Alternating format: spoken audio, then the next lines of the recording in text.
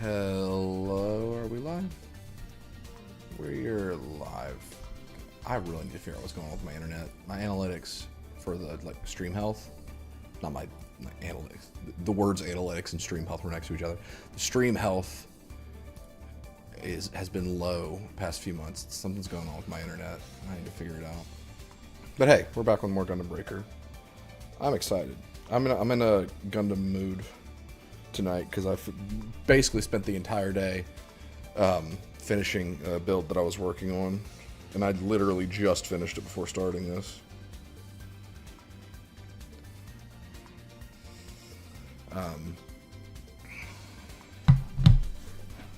Sorry, I was posting in Discord. Yeah, I just finished Wing Phoenix Rebirth, I think is what it was called. And I was working on it all afternoon because my parents were taking care of Peter today. So got a nice break to just mess with the Gundam model. It was fun. So this is where we left off last night. We were working on the beta version of our Chortle Gundam. I feel like those missile pods are just kind of there, so we need to move them. Maybe to the backpack.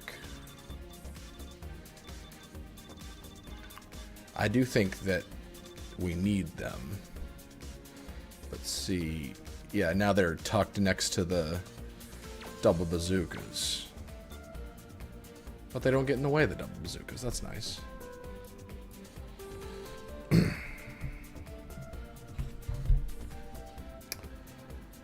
Let's see. Shield.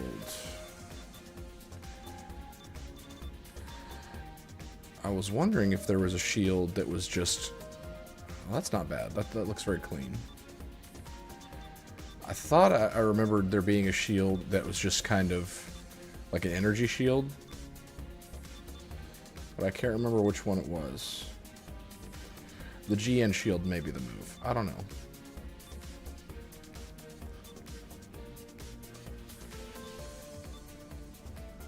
Oh. Hey, Nathan. What's up?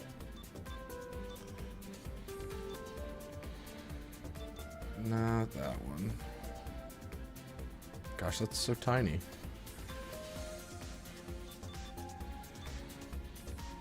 That is not tiny. A Curio shield would look pretty cool, honestly. But I don't think I have a good one.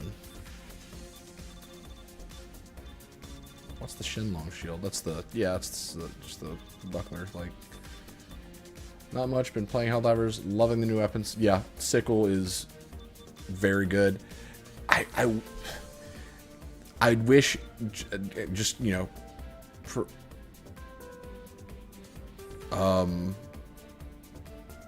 Mantle, interesting. Just I just wish it had a little bit more damage, just a little bit more, or that the heat didn't build up quite as fast. Or there was, like, I don't know. I hope they add something in the future. Actually, I kind of like that. I hope they add something in the future, like perks. Because the first Helldivers had perks that you could equip that really affected gameplay. I'm talking like 60% stratagem cooldown reduction. I want more of that, where like maybe they add passives to helmets, so there's not only one gear choice that matters, you know. But maybe add passives to capes and helmets. Like that would be cool. Make there be a passive that helps with heat buildup. That way, if you really like laser weapons, you've got something to use to counteract hot planets, or to just be better with laser weapons. I don't know. Is that greedy? Probably. Do I care? Not enough to care. Has to have a trade-off though, as high damage has fire. You're right, but I think the trade-off is that you can't fire it in long bursts. That's why I think it should do Because right now, it does have high fire rate, but per bullet, or per tick, it does the same amount of damage as the Liberator Concussive, which is a very low damage weapon. And I'm not even saying like a huge boost. I think like literally 5 or 10 more damage per tick would be a really sweet spot, because you have to use it in short bursts. Even though the fire rate is high, you're shooting in short bursts, waiting, and you know, like it's not sustained. It's burst damage. So I think, and they need to nerf the hunters. Sick of the BS that they use. Yeah, I stand by the opinion that spewers are still the worst enemy in the game, because they take so much damage and they deal so much damage and they spawn in large numbers and they have range and they can self-destruct, and pretty much anything they do one-shot kills you. They're the worst part of the game. They're the worst enemy of the game. But I do agree, hunters, I don't even know if it's as much that hunters need. Well, I do think hunters need a nerf to where they either need to be the ones that deal a lot of damage, or oh, I don't know about that. But they need to either be the enemy that slows you down, or they need to be the enemy that does damage. They cannot do both. I think the amount of health they have is in a really good spot, but I think ultimately we just don't have enough armor. Just at all on any arm, or well, I don't know about heavy armor. I don't know where light armor, I feel like could probably go where medium is right now, and then medium needs to be bumped up to where it's between heavy and light. Because there are times when I feel like I'm getting two-shot with medium armor by grunts, and that just feels wrong.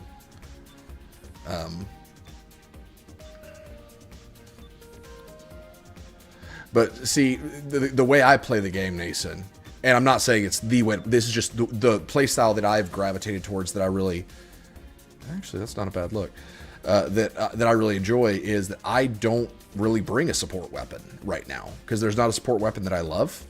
So I bring stratagems and a primary weapon that is versatile. And I do feel like right now there is a lack of, well, how do I say this? It's a balance, like you said. There has to be trade-off, and I agree with that 100%. I think the devs said it really well when they said versatile weapons can't be overly powerful and overly powerful weapons can't be versatile. Makes perfect sense. But I do think that it does need to be viable for someone to not bring a support weapon. Because if it was not, if a support weapon was necessary, like if you could not play the game without bringing a support weapon, then why not just make it to where you equip a support weapon as part of your loadout, you know? If support weapons are optional, then they need to be not a necessary part of play. I'm not saying that they necessarily are right now, but I do think that there is an enemy, a line. Chargers are in a good spot, actually, I think. I'm surprised with how Chargers, I think the nerf that they did was a really good one. But regarding what I was saying, I think that there is a line with enemy types where you have what I would consider heavy enemies and infantry, I guess I'll call them.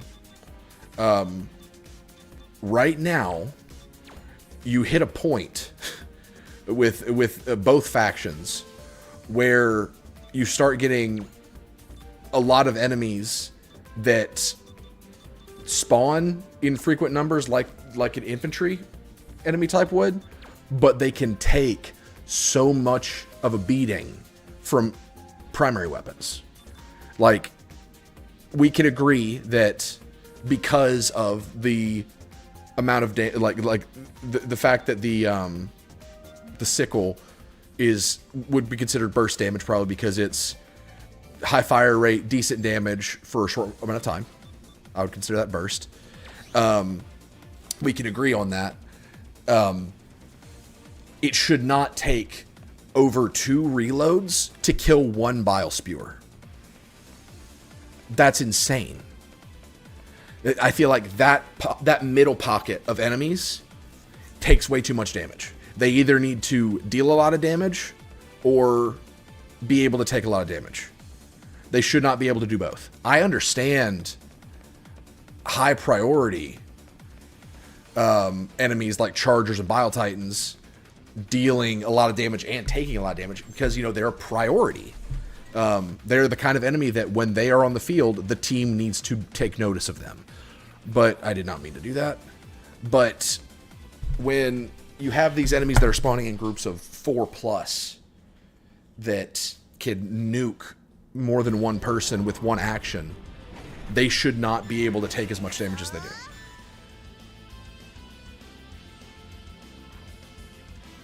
Yeah, like I said, Chargers and Bile Titans, like that tier of the high priority enemies, I feel like they're in a good spot because when you have to fight them, you fight.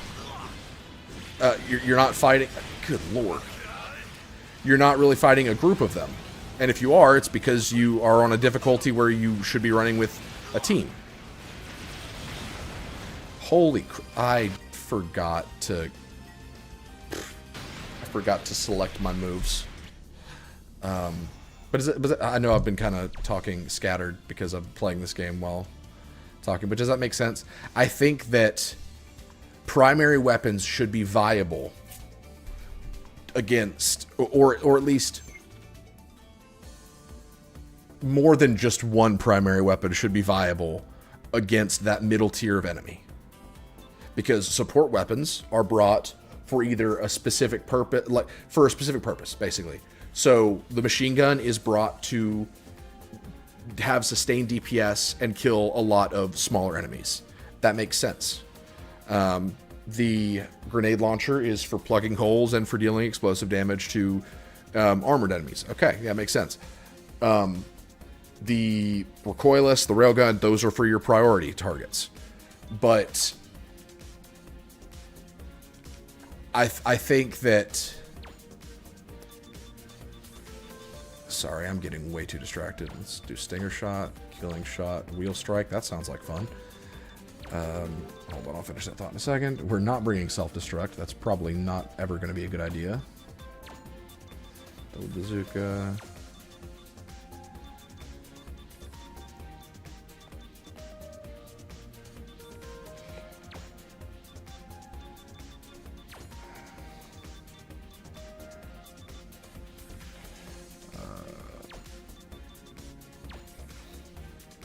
Stupid attack stalkers do that send you freaking flying is really stupid.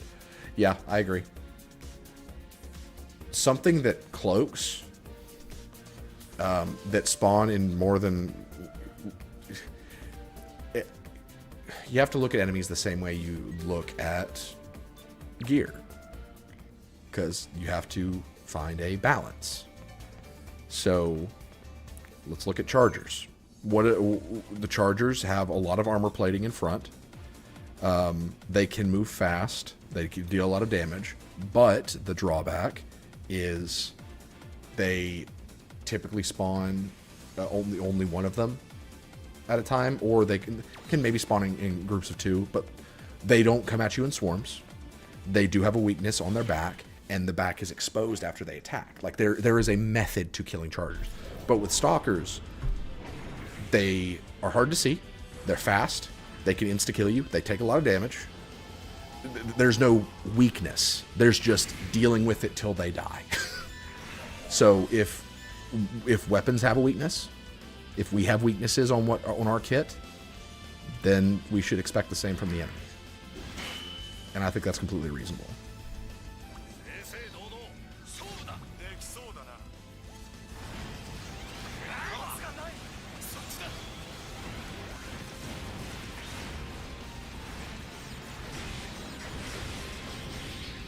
Jeez. Did I just make a... Am I bad at this game? Maybe that's what it is. Holy shit.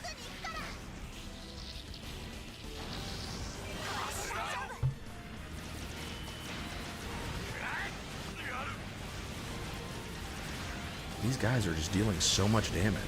Did not mean to do that.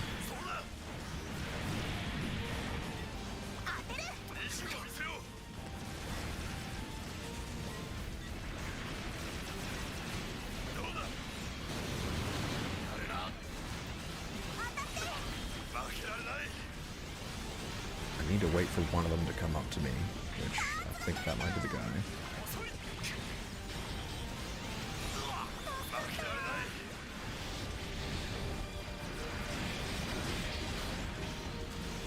He's dealing so much damage to him. Didn't mean to do that. Hey, Monty. Ooh, I like that attack. So we've made some changes to the Chortle mech, or the Chortle Gundam, and it is in, I would say, beta form, and it's doing better, but I'm still getting my butt kicked on this mission.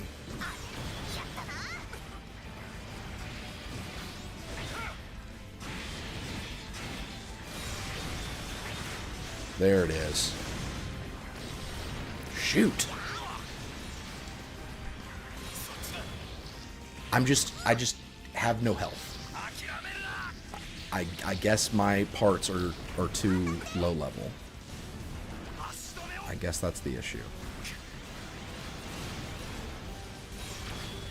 Shoot.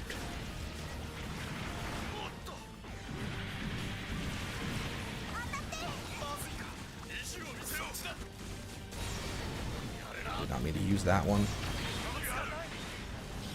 New sword and gun. I like the sword and gun, honestly. I think it's a good fit. I just think we have no health. I don't know if it's because we equipped low-level parts or what, but we can't take but like 2 hits from these guys. And you know what? Honestly, we're not dealing a lot of damage either.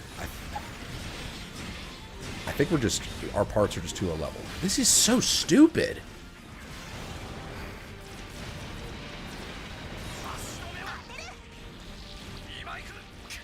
Team, revive me, please. Awesome. Good job, guys.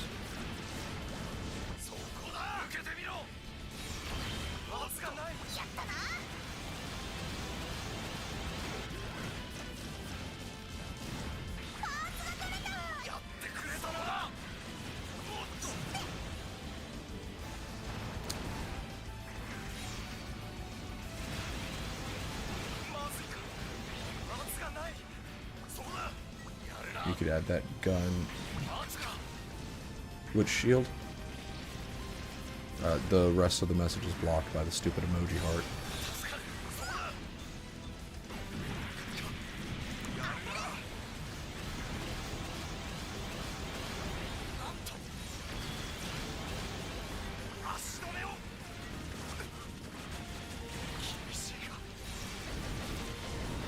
Damn it.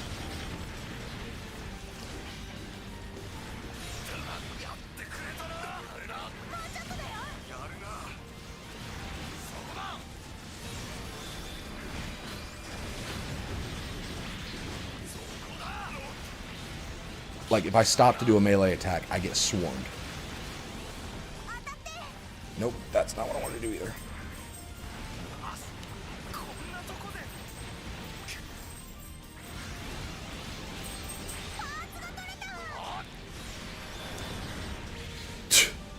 It's fucking stupid.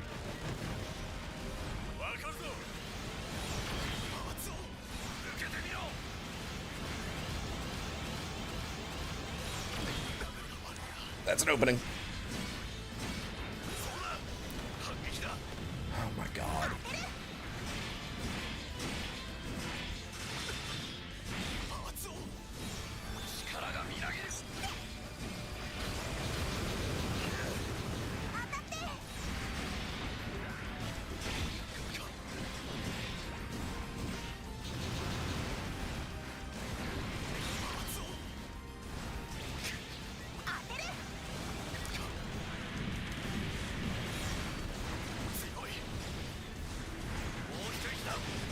Oh my god.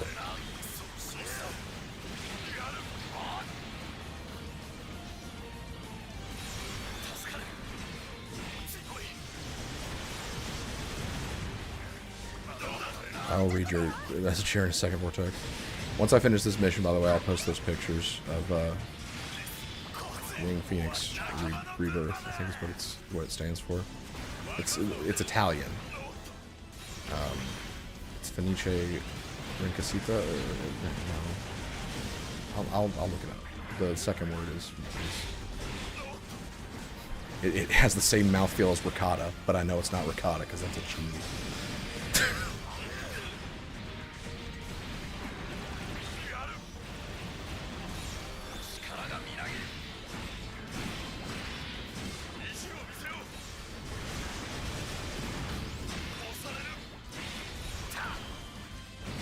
I am sucking at this game. That's part of it. Here temporarily, my niece went Super Saiyan out of nowhere a while ago, so it's beat up on for the next 2 hours time again. That's a fun time.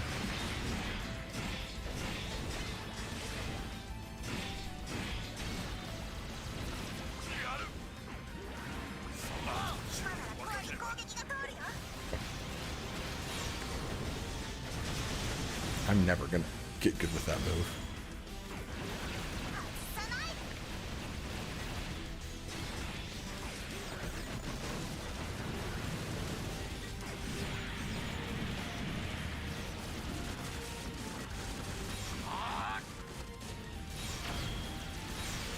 Oh my gosh, stop using that move. Large green shield made up of different parts that would fly around. Oh, the shield bits. Yeah. Honestly, that might have been the move for this. If we get this, I keep wanting to say mech. If we get this Gundam to a spot that we like, I might make a kit for me. But there are a few parts that I feel like I want that I don't have.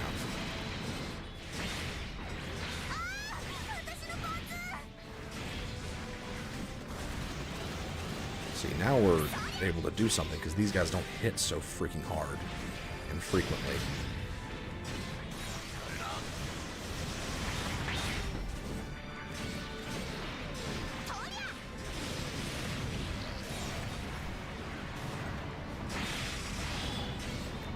Oh look, there's the mammoth. That is a vehicle for a Gundam to pilot. That is a mammoth. I was not joking when I said that last night.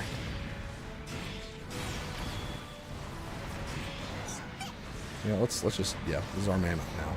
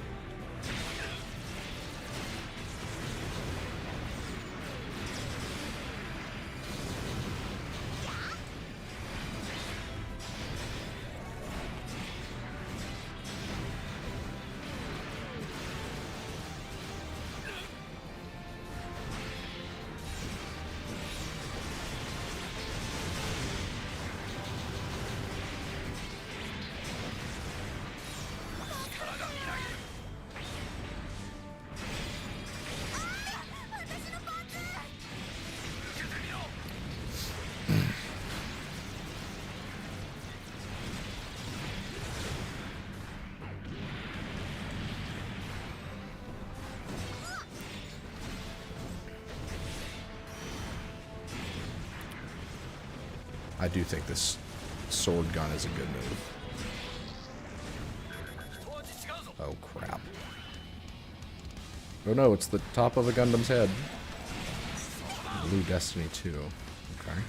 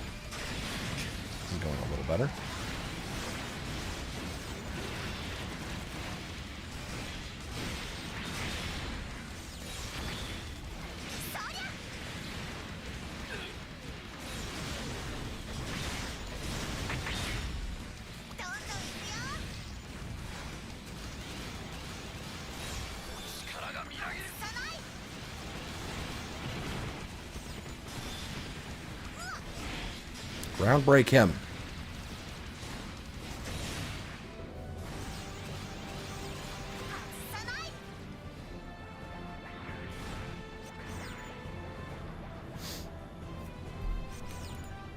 Okay.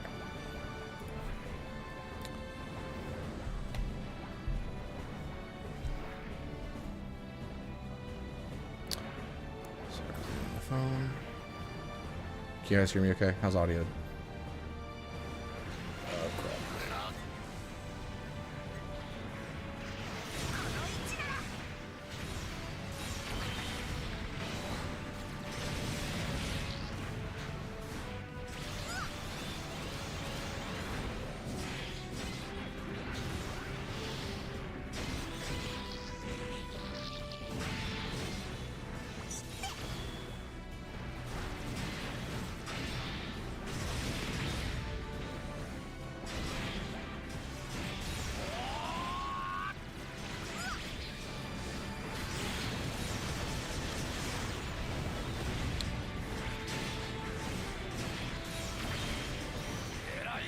We're getting a lot of Shenlong parts.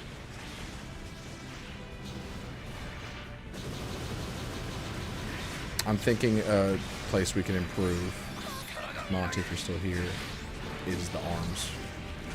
I don't think the claw is worth it. I think that it's so situational. And with it being close range, it's like, is that really a situation we need to be prepared for enough to where we sacrifice an arm slot, you know?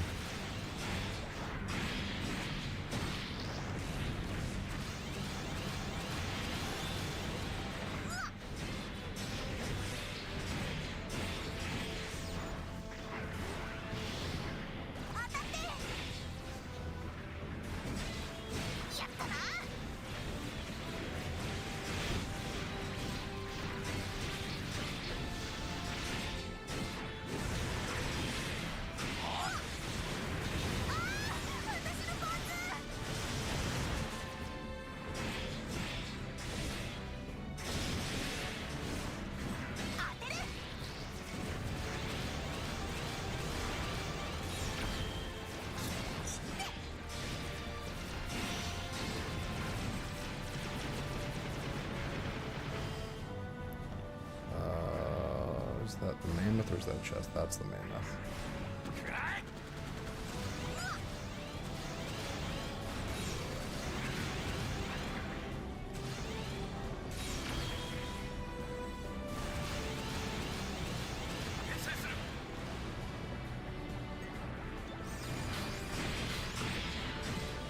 I need to have that equipped more with a shield booster.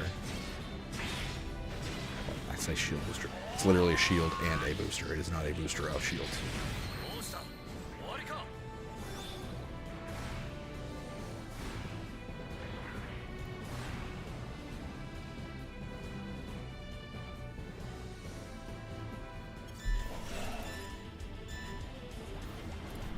Oh good, more of this.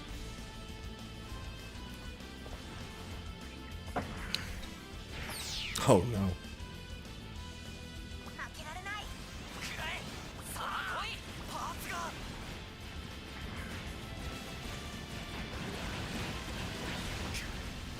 Hitting him.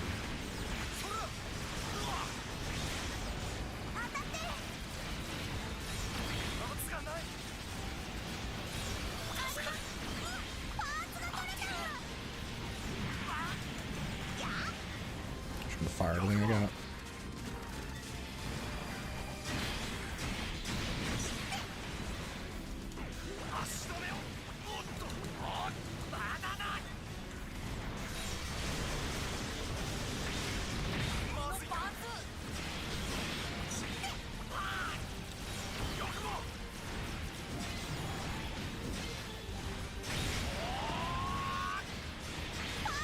Got one.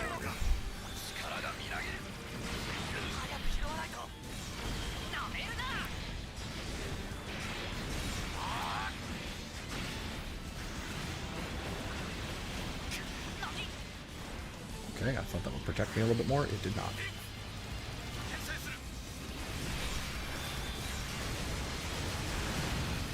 That is bullcrap that missed. I know why it did, but I hate it, and I demand a recount.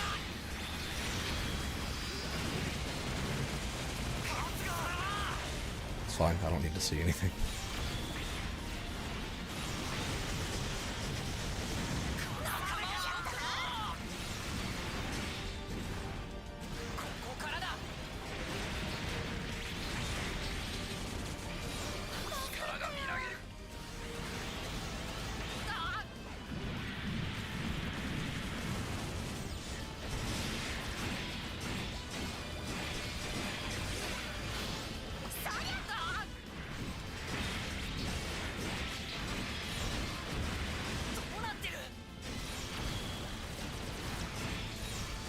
Oh my gosh.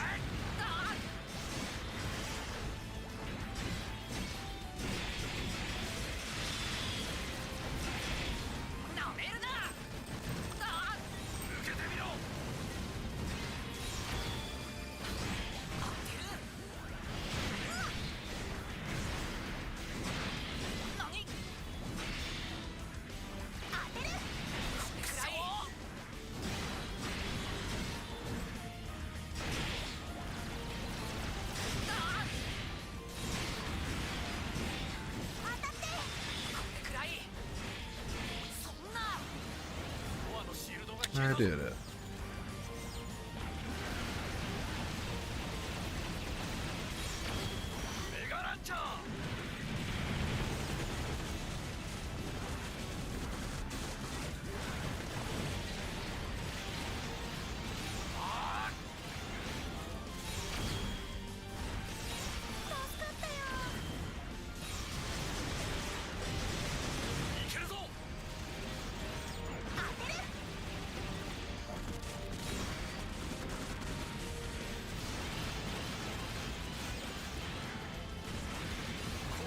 I understand why it has so much health, because all of these different mission types, I assume, are preparing me for PvP, which I will never touch. And so, like, in this version, you fight one wave of enemies and then you fight the core, but I'm sure in the PvP version, the core shield is more dynamic.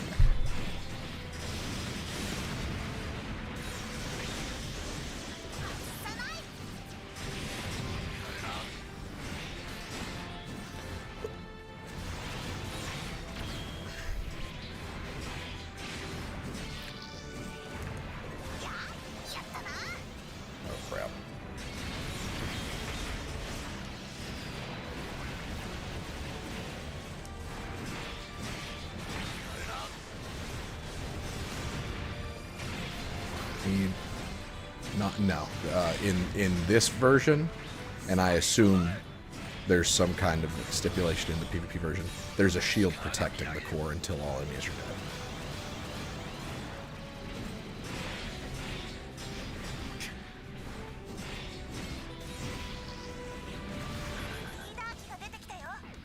dead. Ooh, okay. Yeah, I want those parts. Give me those parts.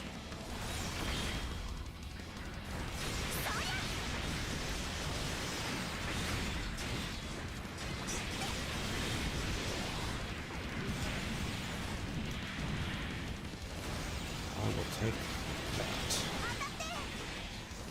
Holy crap.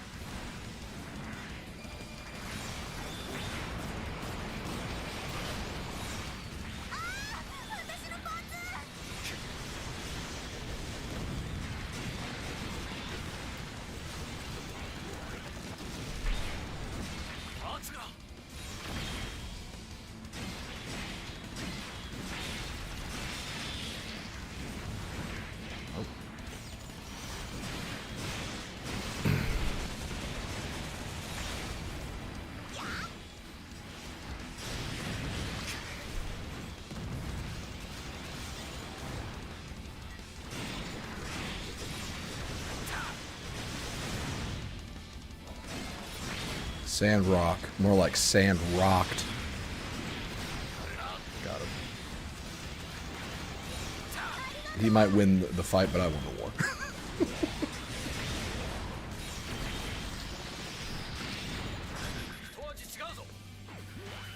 Ooh, who are you?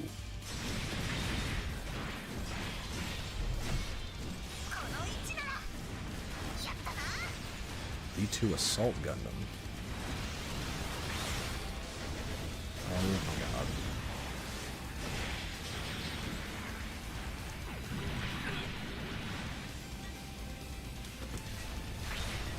I just flew into that.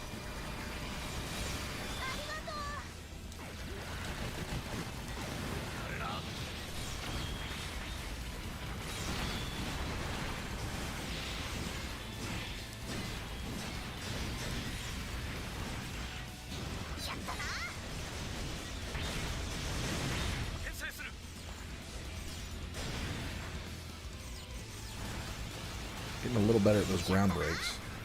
Where'd the other one go?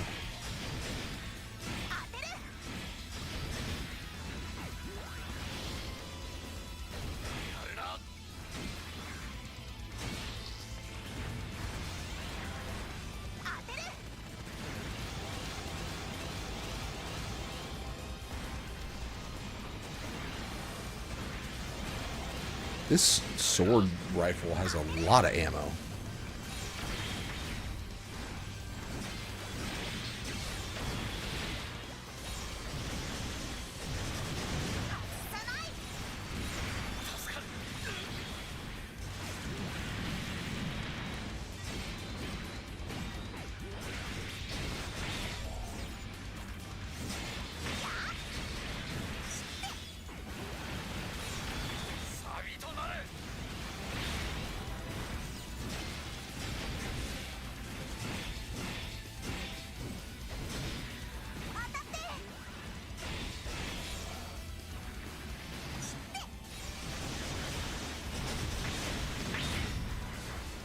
Ground break him. Let me ground break him.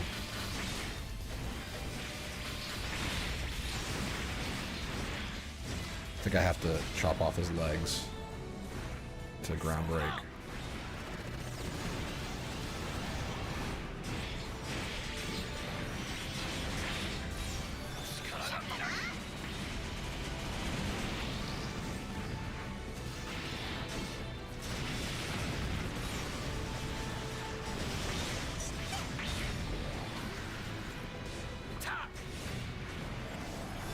Nice.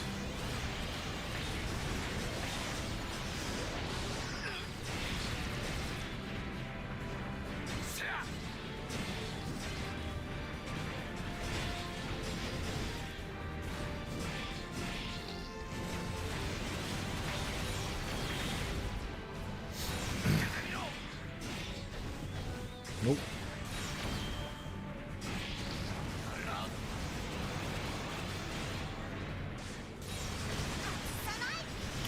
Need to utilize the dodge more.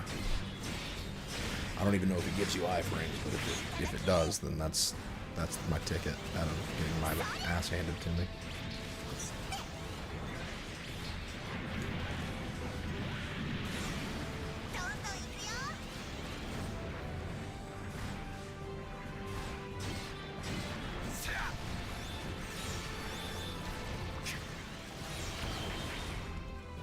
Okay, that guy.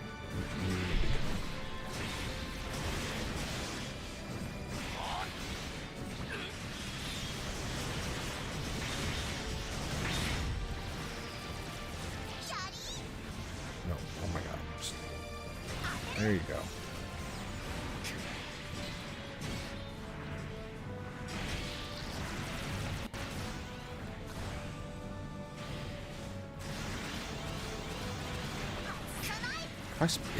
I've been in this one mission this entire time, haven't I?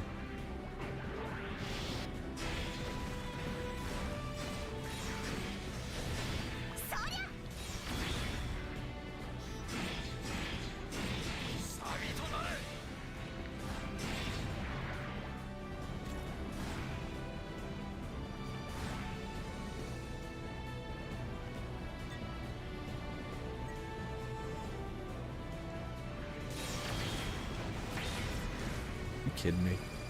They took off my backpack.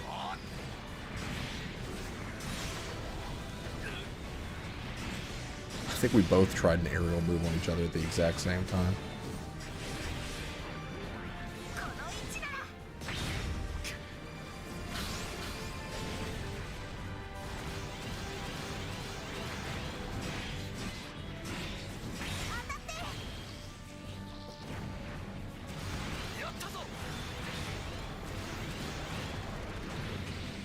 hope Vortex is alive.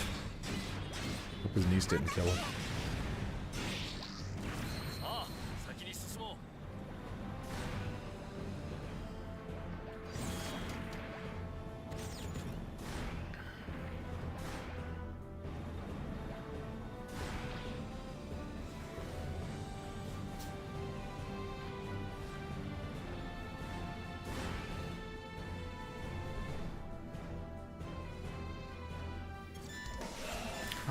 Gosh. This better be the last one. Are you kidding me?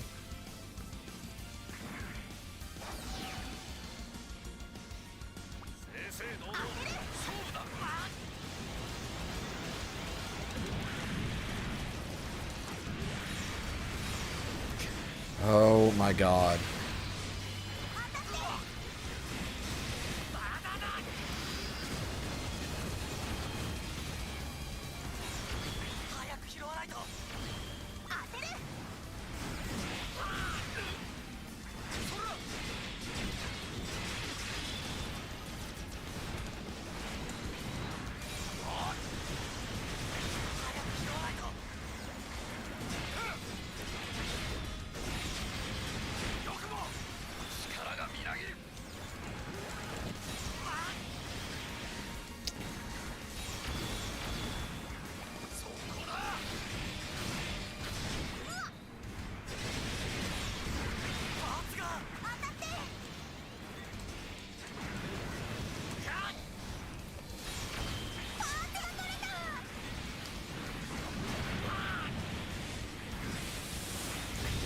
I point blank with double bazookas. That's just who I am. That's how I roll. Why'd I do that?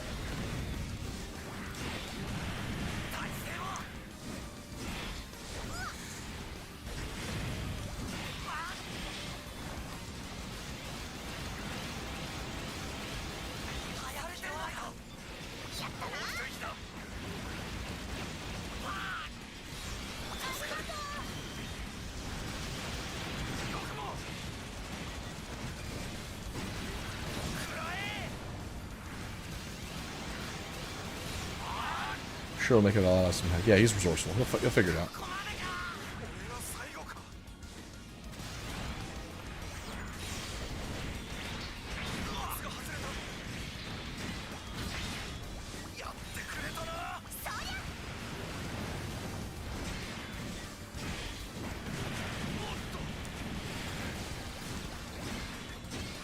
I feel like these double bazookas really were a good move.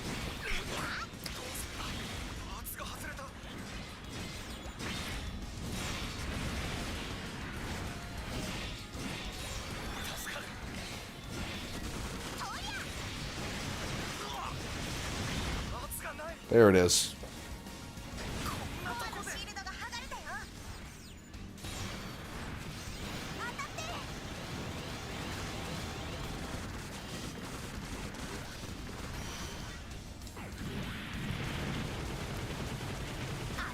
Nope, that's not what I want.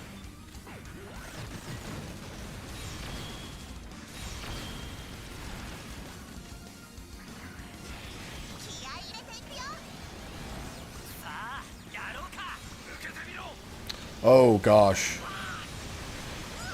Hey, remember that thing I said about the shield on the core? I really jinxed myself, I think.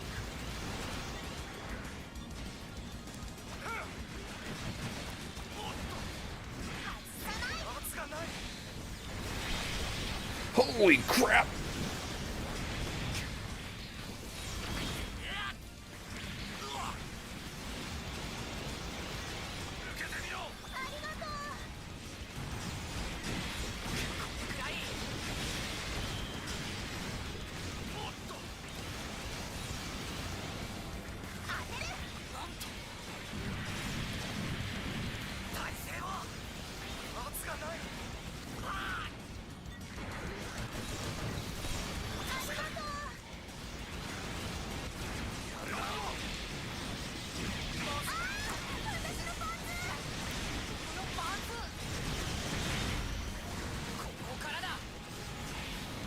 Good lord, this is too many enemies.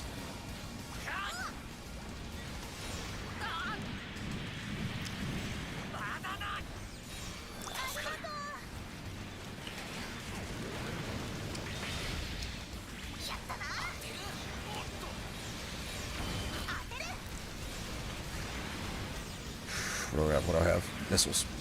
Shit! What the fuck?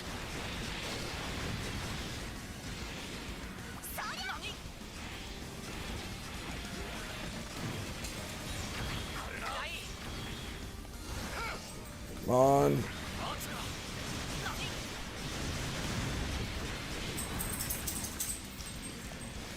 What? Oh, no. I'm with missiles.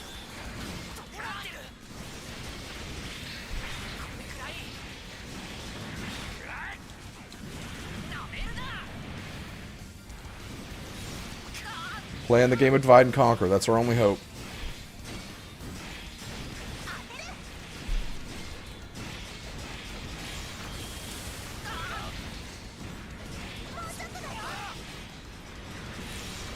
Oh my god, that should have hit.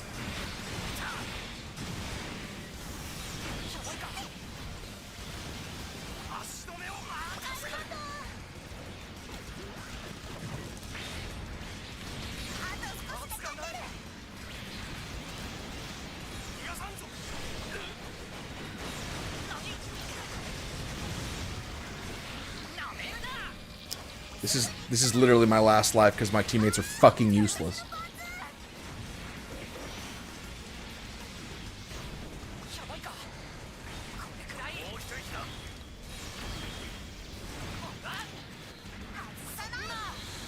Okay, I think I killed one of them. Yep.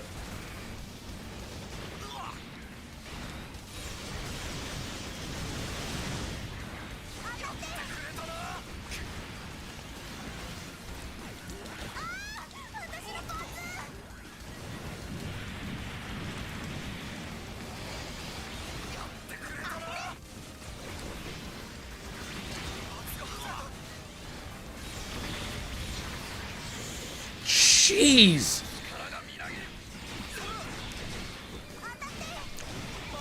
Come on. Yes!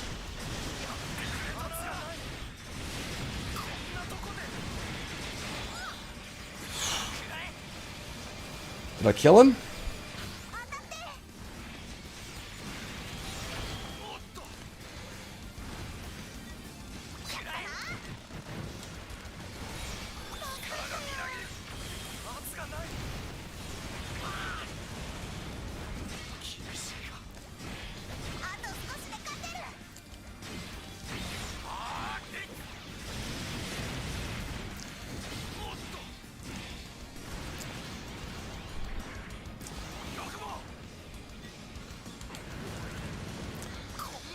Got him. Okay. Now I'm gonna hang the hell back for a minute.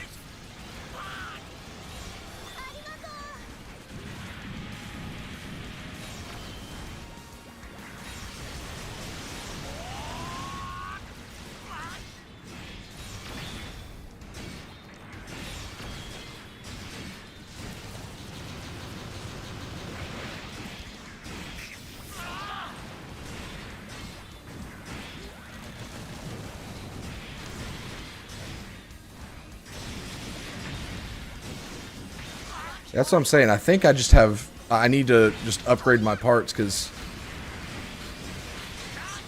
this is insane.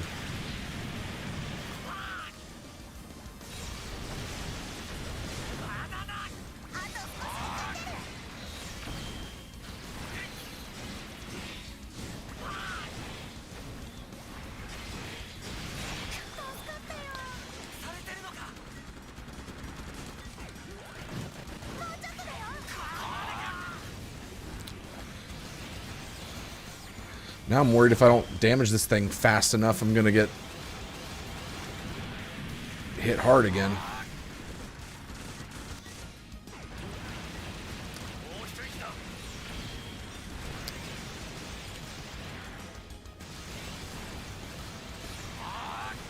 Ugh. Please be over. Please be over. Thank God. It's horrible.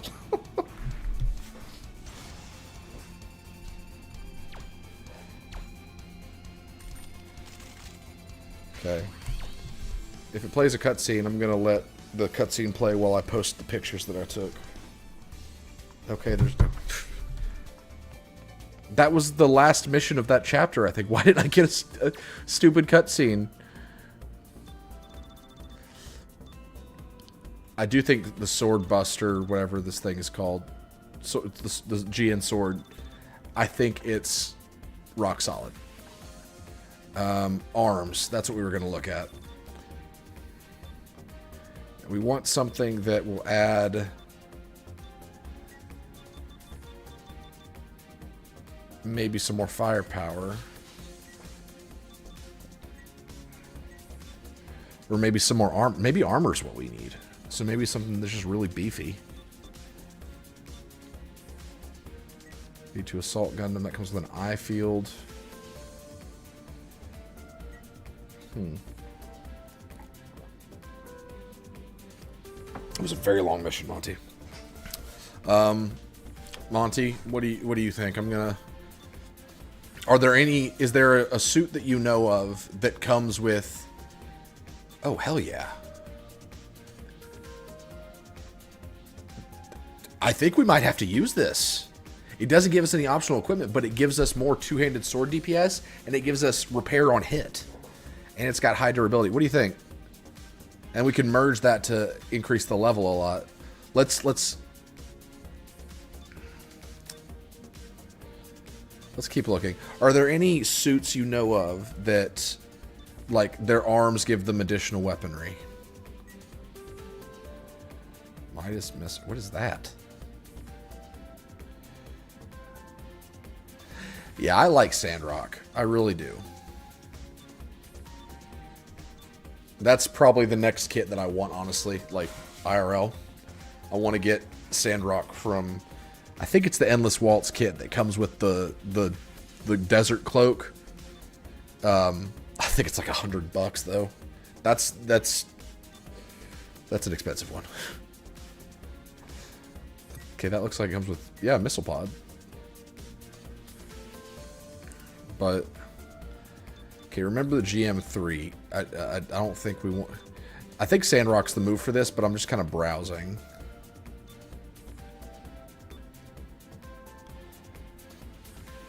Age 2 double bullet. So those just come with 2 cannons. That's pretty cool.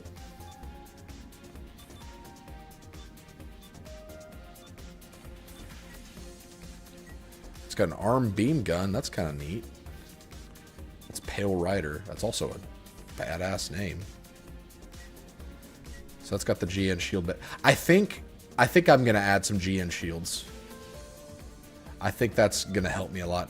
Holy crap! That's a good Cherudum arm. Holy crap! Look at that armor. Let's Gundam. What do you have?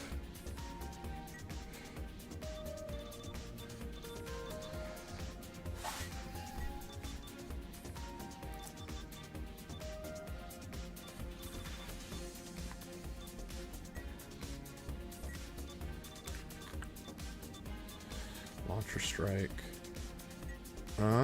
Combo weapon pod. That's fun. But I think a launcher strike would be good if we had a good one.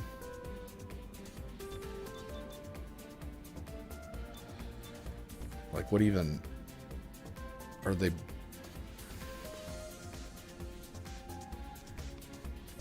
They're boosters. Those are boosters on his arms. Oh my gosh. What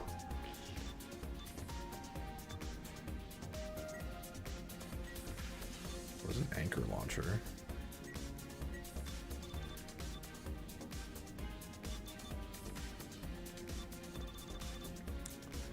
Gosh, I forgot we have 1,000,000 arms.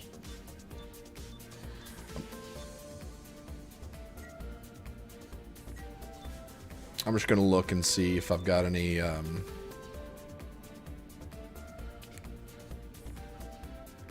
That's true. I honestly thought the backpack would be a competitive slot for this suit, but I'm not... I don't know. I just haven't seen... Yo, beam tonfas? That's kind of cool. I didn't know Unicorn came with that.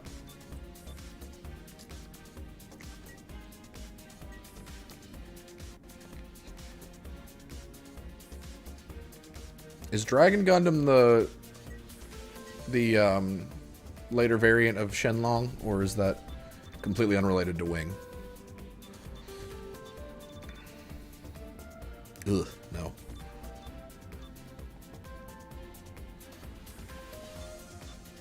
Did that say Akatsuki?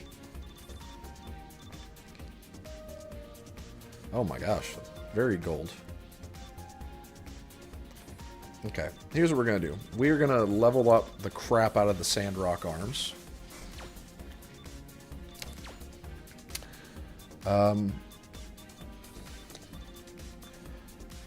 Oh, that's what those things I've been picking up are. That's cool. So we're going to...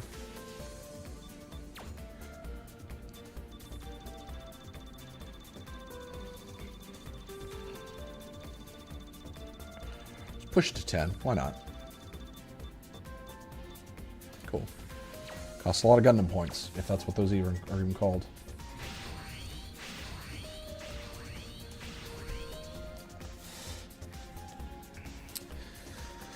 Back to assemble. I honestly think that looks good on this build.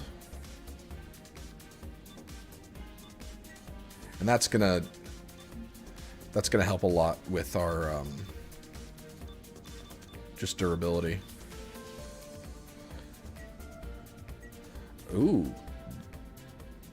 We're gonna equip this instead of heavy arms because it comes with it's got better stats and it also has homing missiles and it looks more unique, I think. So let's see if there's...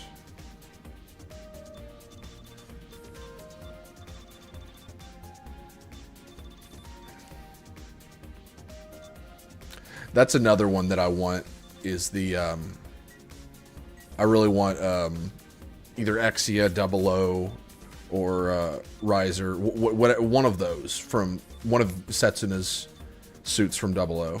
I think those are so cool. Okay, so let's look at some backpacks.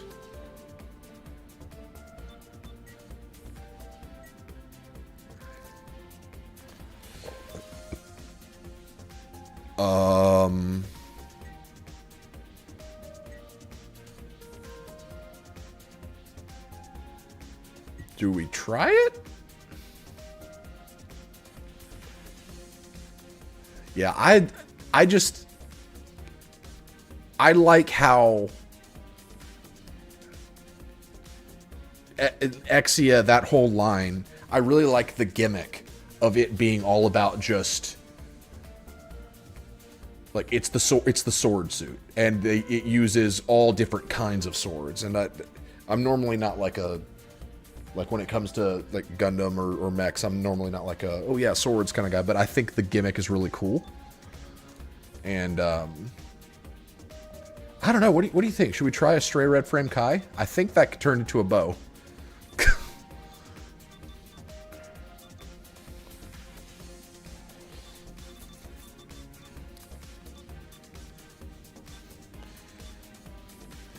Monty, whenever you get another kit, let me know. I want to see any that you pick up. All right, let's try that backpack then. Just seeing what else is out there.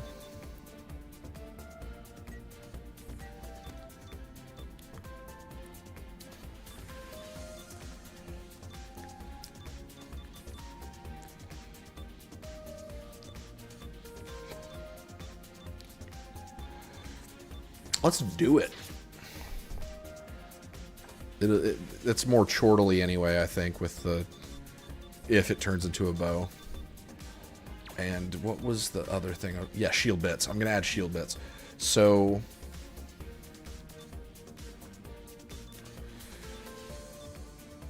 I'm I'm gonna remove the arm thing.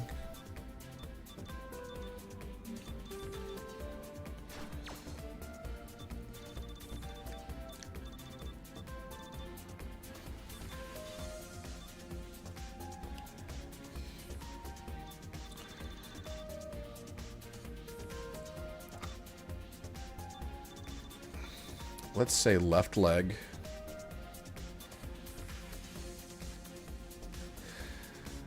Well, let's get rid of all these. And we're just going to do either on both arms. Honestly, that might be the most aesthetically pleasing place to put those. Yeah, let's say both arms, shield bits. And then that leaves us one slot.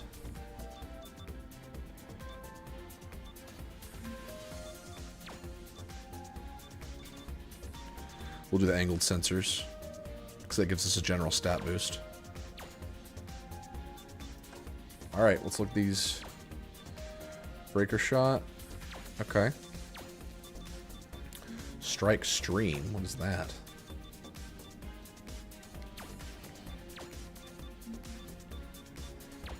So up is going to be where all my missiles are. Yep. So we need to equip missiles. Just hit up. Then down will be...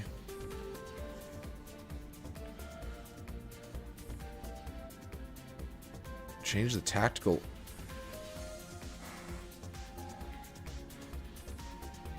Huh? Oh!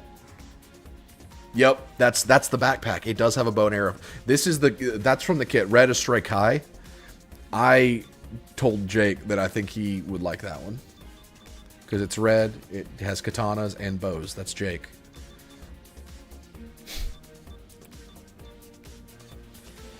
So double bazooka. Let's keep that one left. Then back will be shield bit. Then arms will be... yeah. And then a back two will be repair kit. So back we'll keep on as our defensive options. Okay. Now we repaint.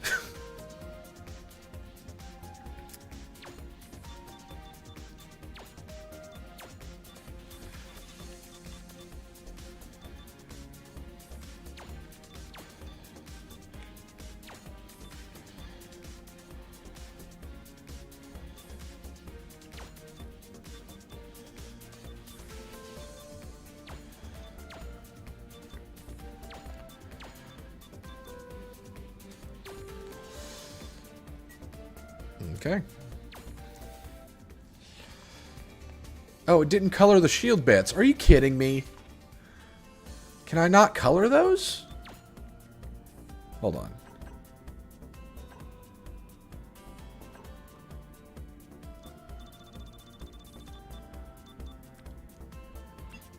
Okay, we made this thing full glossy.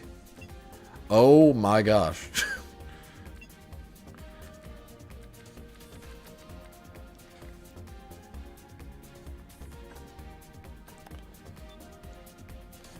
Glow color. Let's make it orange.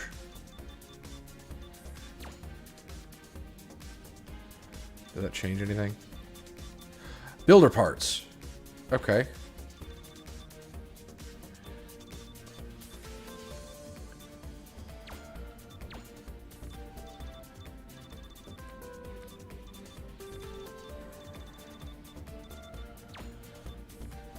Oh.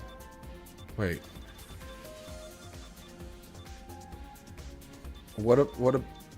What about the... Can I seriously not?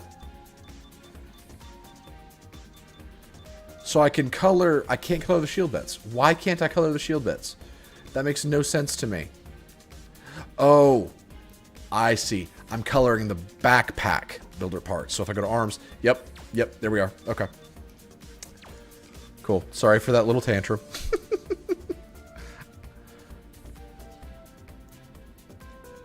Yep, you were right there with me, Monty.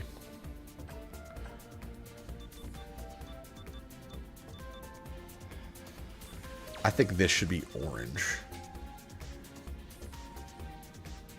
Well, you know what? No. Let's keep that blue. Because this is very orange heavy, I think. Yeah. And then the head, that's where we want the glow to be.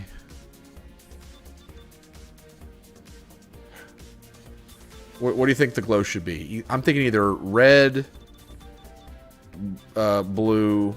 The blue looks kind of good. Either red, blue, or orange. Red because YouTube. Blue and orange because Chortle Games. What do you think, Monty?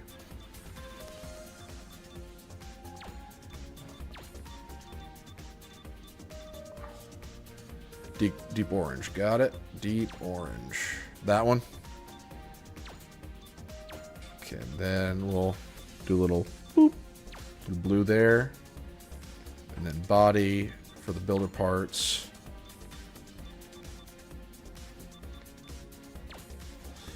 And the glow there. Let's make those blue as well. Just kind of match the aesthetic of the... Cool.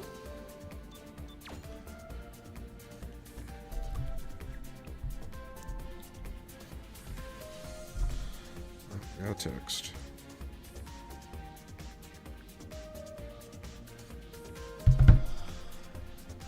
Save design.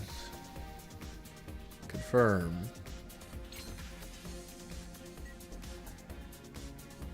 Okay, name.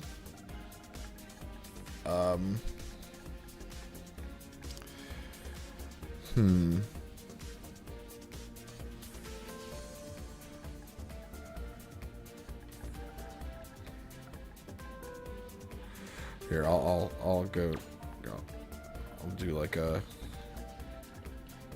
CG dash. Where's the dash? This is so confusing. That's underscore. Dash.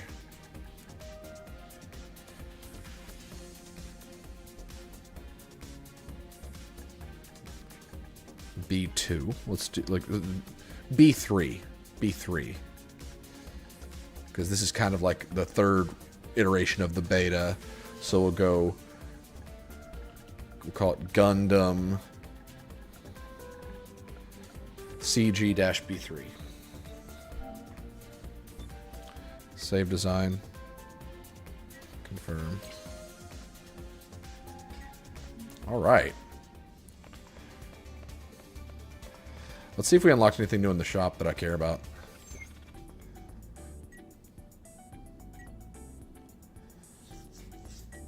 And actually, hold on. Go away. Let me post these pictures to Discord since I mentioned them earlier.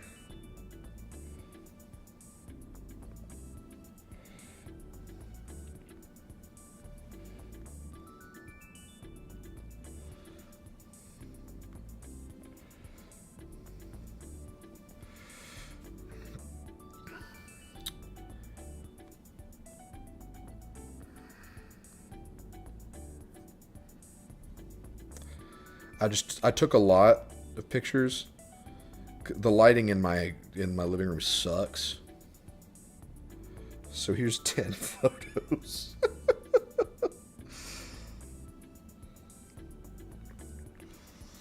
Let me see what the name is. Venice Renashita, I think. That's how you pronounce that. But it stands for Gundam Wing Phoenix Rebirth is what it stands for.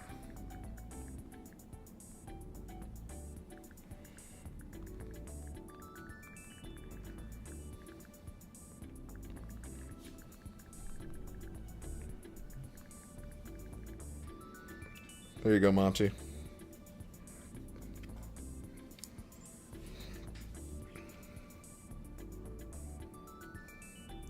And here's a cute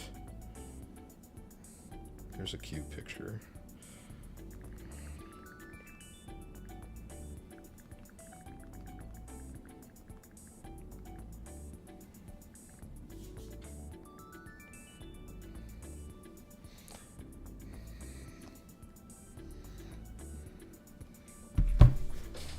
I did one pose where he had the Buster rifle in one hand, and then he's got this like bayonet, like energy bayonet for the Buster rifle. I love the cloak. The cloak is so dope. But in that first one where he's got that beam saber in the left hand, that's actually a detachable bayonet for the Buster rifle. So he also has hidden in the shield in the front bottom where the gun is resting on it. In the other pictures, there's a it pops open and there's a hidden beam saber hilt in there. Oh dang! I unlocked a lot of red astray frames.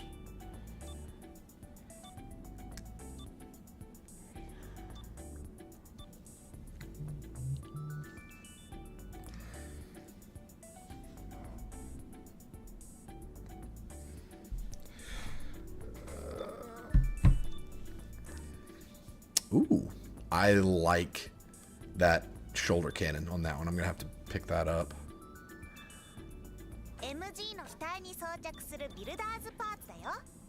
I thought I sent you away.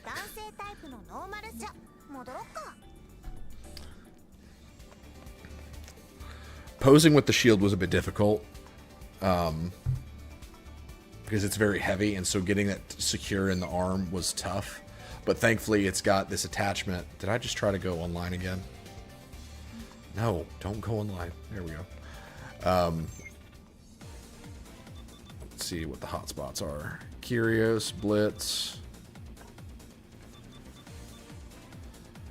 Providence, no. Justice, no. But yeah, there's on the arm. Oh, there's I think one picture I put in there where the yellow claws on the outer forearm. When you put it in wing mode, or I guess bird mode, those claws act as actual claws that grip the Buster rifle, and I thought that was a really cool detail.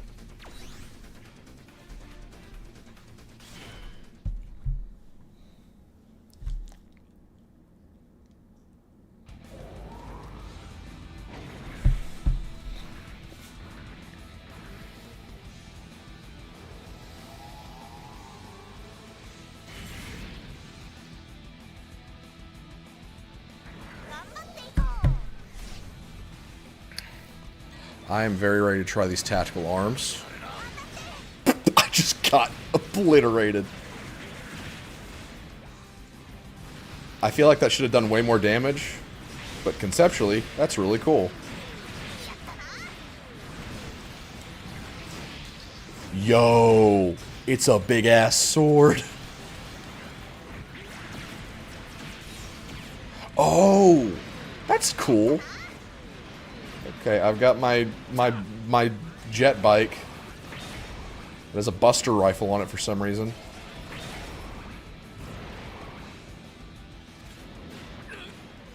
Am I on Tatooine? I just realized that. Now this is pod racing.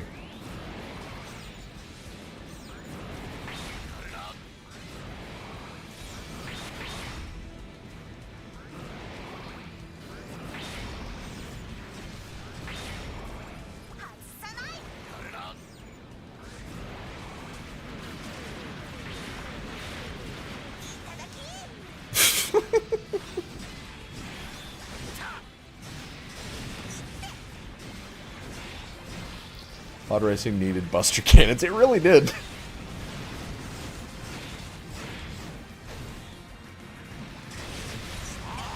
I will never understand. You know, the prequel haters. I understand some of the criticisms, but the people that deny that pod racing was just cool as hell, they're fooling themselves. They need to get the stick out of their butt and try watching the movie for real. You know? I am a huge prequel apologist. I love the prequels. I know they are they have their issues, but at the end of the day, the question is, did they add to Star Wars? Which undeniably yes. And was the story there? Absolutely. That's all that matters. Like, Disney Star Wars? Was the story there? No. Did it add to Star Wars? Hell no. It literally subtracted from it. Because Disney Star Wars removed all extended universe stuff, and extended universe stuff was legit. Good man, Monty, good man.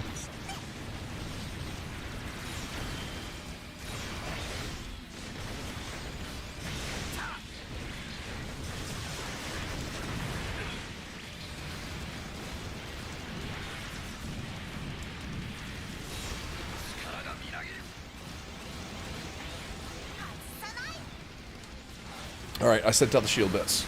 Let's see if that helps me. I forgot I had those. Alright, I'm sending them out to attack. Let's see if that does any better.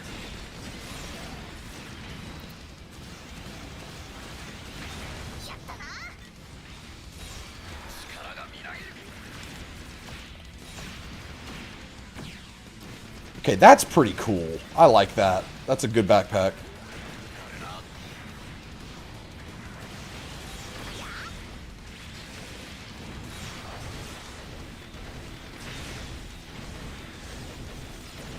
Yeah, somehow Palpatine has returned. Also, they fly now. Stormtroopers fly now. That... I remember when that scene was shown as like a preview, like people were like, oh shoot, cool new Star Wars action scene. And that's what they went with. And anyone who knows anything about Star Wars was like, what the hell do you mean they fly now? They have flown since the Clone Wars. They've flown since Stormtroopers were a thing. Like, shock troopers, jetpack troopers, like, have you played Battlefront? Like, you know? Yeah, they've always flown. That's always been a thing. Yeah, that line was memed from the day it was born. Like, before the movie came out, that line was such... like, it was reviled.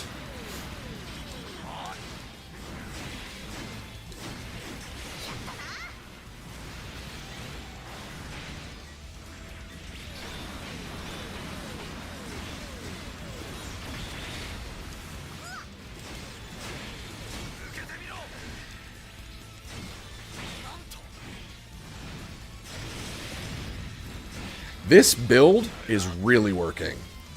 I don't know if I like the backpack, but I don't know if it goes with the rest of this build, because half of it gives us a two-handed sword, which we already have one of those.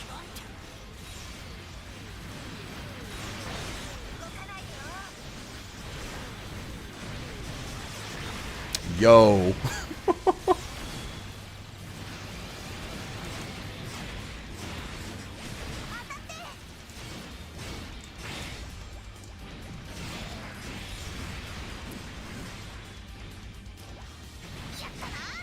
My favorite part of Disney Star Wars is when Kathleen Kennedy, who is, you know, was in charge of Star Wars, when she, you know, in defending why the sequel trilogy sucks, said something along the lines of, this is new territory. We don't have any source material to work off of. And it's like, lady, you have so much stuff to, like, there's all of the, like, New Jedi Order books. There's all the comic books. There's the video games. Oh my god, there's the video games. Anything with Kyle Katarn in it. Make a movie trilogy about that. He was the best.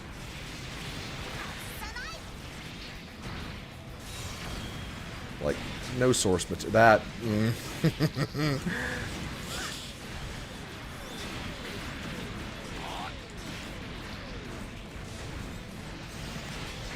Yo!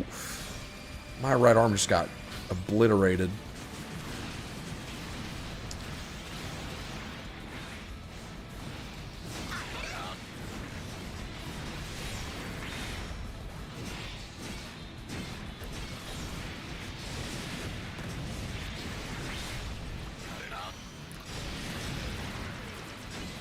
It's a lazy excuse, and it's just false. It is... It's like... One, you don't need... Like, Star Wars episodes 1 through 6 did not have source material. They were original. Do you know what that word means, Kathleen? Like, you don't need crap to copy off of, for one. So it's like, even if there didn't exist any more Star Wars for them to pull from, that's a horrible excuse. Because Star Wars has never had source material to go off of. It's always been original.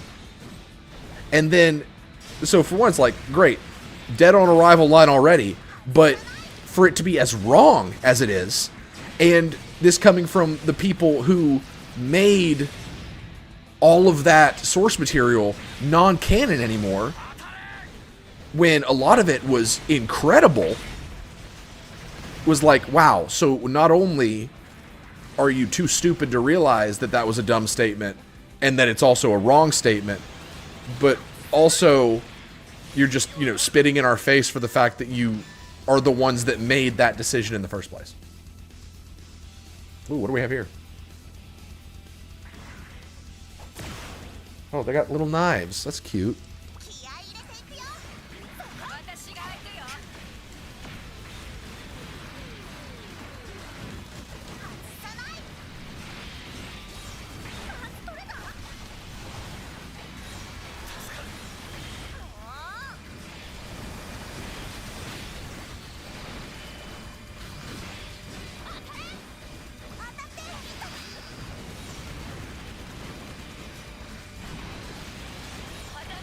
I've got to change my burst action.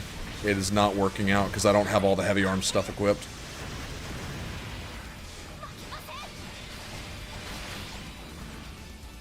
Let's shift them to attack.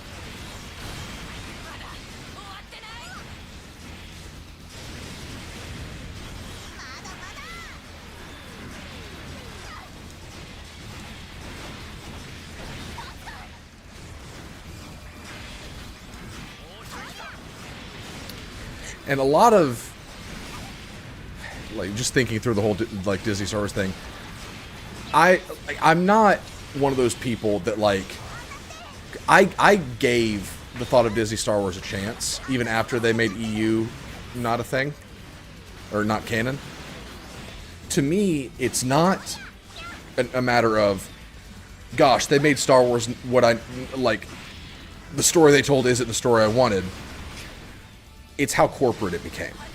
It was the fact that they didn't care to tell a story. Their passion was not there from anyone involved. It was just, how much money can we get out of this shit from these stupid people that keep eating this up? Because say what you want about Lucas, and there's a lot to say about Lucas, like the fact that he can't write dialogue for crap, but the man had passion, and he had a story. And that's something Disney never had when they took the reins. And they didn't care.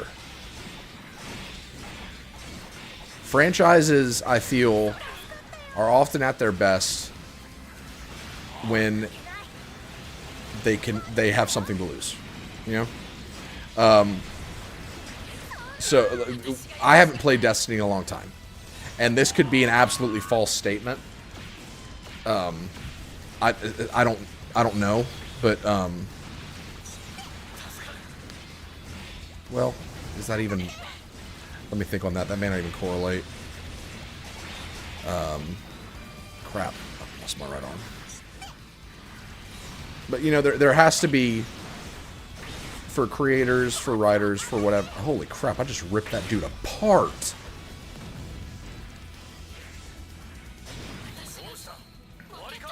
If there's nothing at stake, then creators have no reason to care.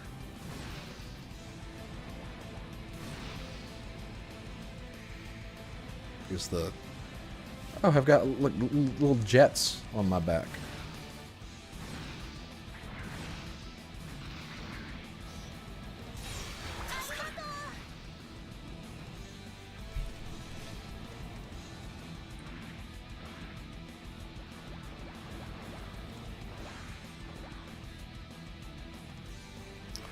Hold on, Austin sent me a message. Shriekers.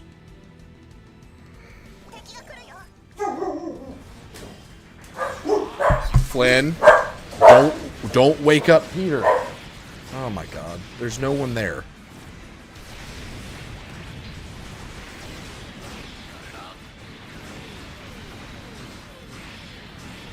Making me paranoid now. I've removed one of my ears so that I can. If a Disney movie does bad, it means nothing because they already have billions. You got billions of those fault. Exactly. That's why MCU, for the amount of time where the MCU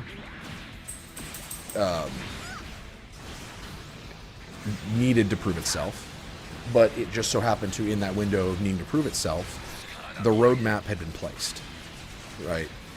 Because basically the MCU wasn't a smash hit until, good lord, until Avengers.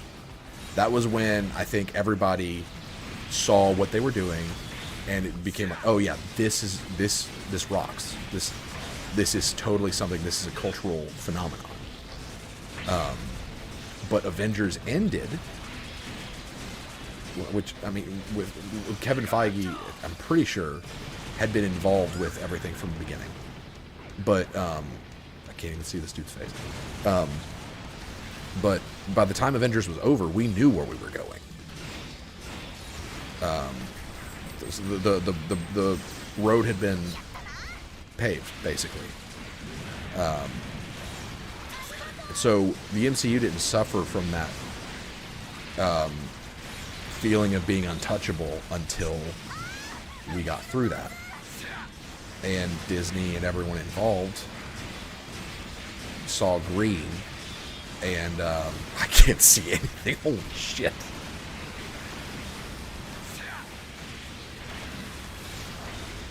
But they saw green, oversaturated the market without any kind of plan, without an understanding of what worked about the MCU. I don't know what happened to Feige. I don't know if he's even like... It feels like he's not doing anything anymore because he had a lock on how to run the show, or at least that's what we were led to believe for a decade. And then, I don't know, maybe powers that be over his head are telling him, hey, I'm trying to think of an example. Mandalorian did really good, so we have to do all of the TV shows now. So, yeah, we're going to have like 50 million TV shows in the span that it takes us to release 3 movies, so figure out what that is. And of course, COVID did them no favors, but it was, I guess it was a mixture of when we needed the MCU to be good the most, it cracked. And that the love had been gone, had clearly gone away.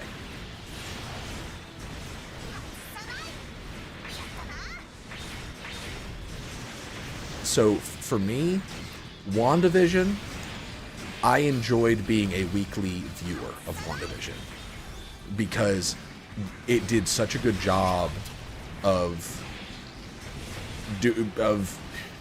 being tweetable television is what I would call that in college when writing papers about the movement of social media being integrated in entertainment. That was a part of a group project that I did. But you got stuff like The Walking Dead, and really Game of Thrones is the big one, where people live tweet while watching Game of Thrones because like, holy shit, did you see who just died? I can't believe he died that way. Do you think he's really dead? Like stuff like that, where so many people are tuned into the same channel watching the same thing. You know, WandaVision had that feel and it had the intrigue, but it led nowhere. Ultimately, like it didn't lead nowhere, but it was all flash, little substance. And so in retrospect, WandaVision was like, yeah, it was fine. It was okay. Falcon and Winter Soldier was offensive, to be honest. It was, feel free to disagree with me, who, like, if anybody in here disagrees with me. But for me, Falcon and Winter Soldier felt like it was a show made to justify the decision to make Sam Captain America, but they thought the only reason they had to justify was the fact that he's black. And it was like, I don't think anyone really had an issue with him being black. Like, we're ready for black Captain America, but for me, his arc didn't make sense for him to become Captain. It was like, make me believe, from a story standpoint, that Sam should be Captain America, because everything pointed to Bucky. Everything. And, like, they call this nitpicking, but, like, why would you give the shield to the guy that needs to be aerodynamic and all of his attack, like, his combat experience comes from flying, like, not being a close range combatant? And then you have Bucky, that's like what he does. He's literally Steve, but he's been doing it longer, and he didn't need the serum for until he got it. You know, I hated Falcon and Winter Soldier so much because it was like they were wagging their finger at me saying, you should be ashamed of those racist feelings that you don't have. And it's like, guys, I'm sure there are people out there that think that, no, Captain America can't be black. Like, sure, I'm sure there are people out there, but don't make a show targeting the people that need to hear that message, because they're not going to want to hear it. They're not going to like it. They're just going to hate on it. And when people feel like they're being talked at, which is what Falcon and Winter Soldier did, then they're just going to hate it, and it's just going to cement their feelings even more. You just made more haters of Sam as Captain America. I hate him as Captain America now, and I never had a problem with his character. I just didn't think that MCU Sam was a good fit.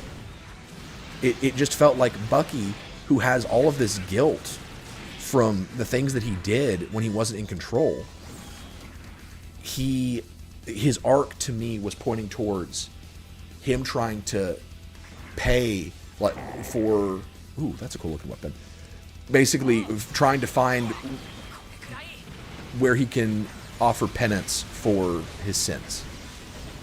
What better way to like, better arc for a character like that than to make their penance having to be, like, basically a life of being the soldier for the people.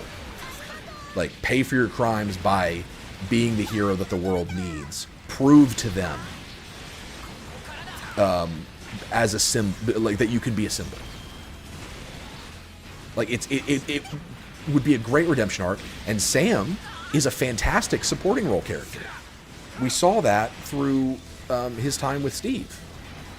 So you've got a character like that who pairs really well with Bucky. You can just make it, you know, still Falcon and Captain America, where Sam is Bucky's moral compass. He's his guide on how to navigate these things. Make them inseparable, you know, but ultimately make it to where it's somebody who is being the symbol that the people need, but he needs to be that symbol as much as the people need the symbol in the first place. It's like with Steve, the whole thing with him was the man who like the eternal soldier, the man that can never stop fighting a war.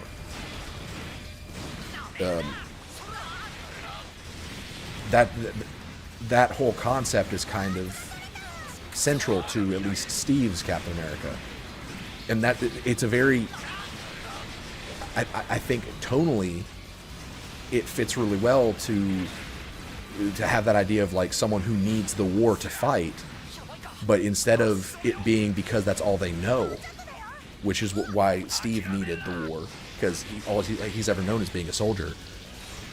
Have that same kind of theme through Bucky needs the war so that he can pay for what he's done. He needs the opportunity to be a hero. You know, like it literally could write itself.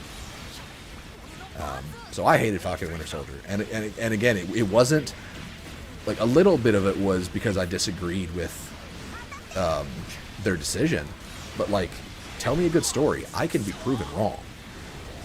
Like I'm not so stuck in my ways to where it was dead on arrival for me just because we all knew Sam was going to be Captain America. No, I gave it a chance. I watched the whole thing. Which, oh, that's Epion. I just realized that. Which kind of backed that whole thought. What even is Bucky now? Like, he has no identity. He's just kind of there. Is he White Wolf now? We don't know. And honestly, just to Sebastian Stan's credit, the actor that plays him, the only part of Falcon and Winter Soldier that, aside from the Zemo memes were great, but the part that I will always remember is the scene when Bucky in Wakanda, like the flashback, when his conditioning is removed. That was some emotional powerful ass acting from Sebastian Stan. That's probably his best work in the MCU. That was beautiful. It was a beautiful scene. And now it's like, what does that scene even mean? Like, is Bucky just... is he done? Yeah, he's just some guy. He's just some guy with a metal arm. When he could have been something, so much more. But anyway, I will say, I loved Hawkeye, the show. But that show was kind of made for me. Because it was based on the Matt Fraction run of My Life as a Weapon. That whole run, which is a great Hawkeye series. I actually read it, most of it, not long after the series was out. And I thought Haley Steinfeld was just about the most perfect choice for Kate Bishop. I think she did a fantastic job. Lucky the Pizza Dog is in it, and he is everything. The action was great. I thought Echo had potential, like as a character. I haven't watched her series, and I don't think I ever will. There was just a lot about it that I think was really good. And it was one of those where it was like, hey, they told an MCU story that didn't need big picture. It was just a story about a character we care about that was fun and entertaining. Like, it was proof to me, because I've always been with MCU. It wasn't crazy for me either, Monty. I think it was just really made for me. Like, it was. I love the character of Hawkeye. I love that run of Hawkeye, and I thought it, like, for once, it actually felt like a proper adaptation. It, of course, took liberties, but the vibes were all there, you know? It felt like a good MCU take of My Life as a Weapon.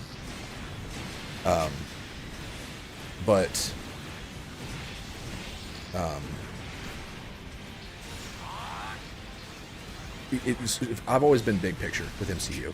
To me, I tend to not care so much about MCU stuff if it's not moving the ball forward, you know? I tend to be that way, unless if I really resonate with characters like Guardians of the Galaxy. Daredevil. I loved that show. I even liked Iron Fist to an extent. I loved the character of Iron Fist. The show overall was hot garbage because of the showrunner. I think everyone involved, like on screen, had potential. I think Finn Jones, if he had the right direction, could be a great Danny Rand. But the showrunner was a moron. Like, if you look into just look into like interviews and stuff at all from that show, Finn Jones was saying things like he was learning choreography for scenes 15 minutes before shooting. Like, how when you like read and hear about how much of a disaster that show was, it's a miracle anything made it to air. But anyway, yeah, I tend to be big picture.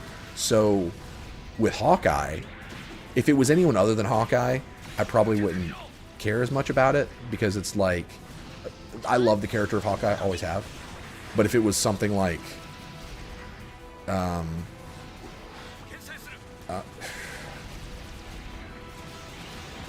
like a Shang-Chi or something, like, if it was a character that I didn't have like a previous attachment to, because it was very blatantly out the box, not big picture, I probably wouldn't have cared. But it showed me, like, Hawkeye was hopeful for me, because it was like, if we're gonna do this thing for a while where we're not telling big picture stories, at least we've seen through Hawkeye that we can get those those character stories, and they can be enjoyable.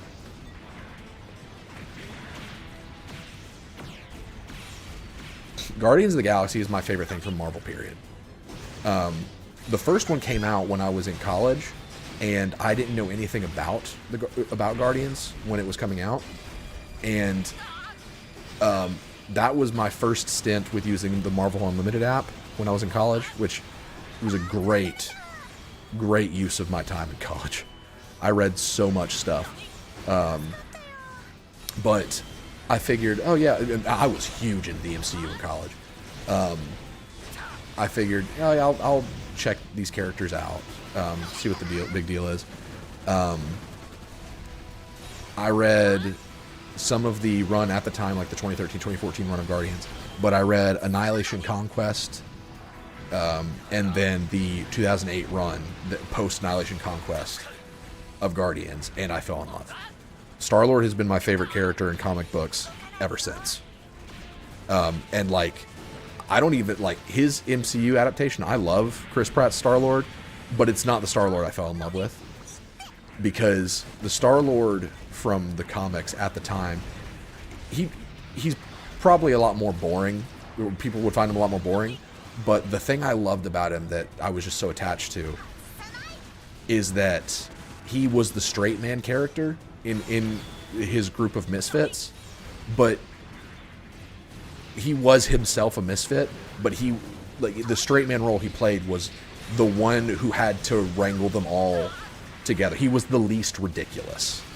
And so he was someone that knew that he was just a guy, but they needed a leader, and he stepped up. So he was the guy who didn't have a lot of faith in himself, that had to find that faith in himself to lead people that needed a leader. And some of that is still in Chris Pratt's Star-Lord, but he's a lot more of a doofus. That's just what Chris Pratt does really well. But there's a scene that I love, that I've got the pictures from when I read Marvel Unlimited.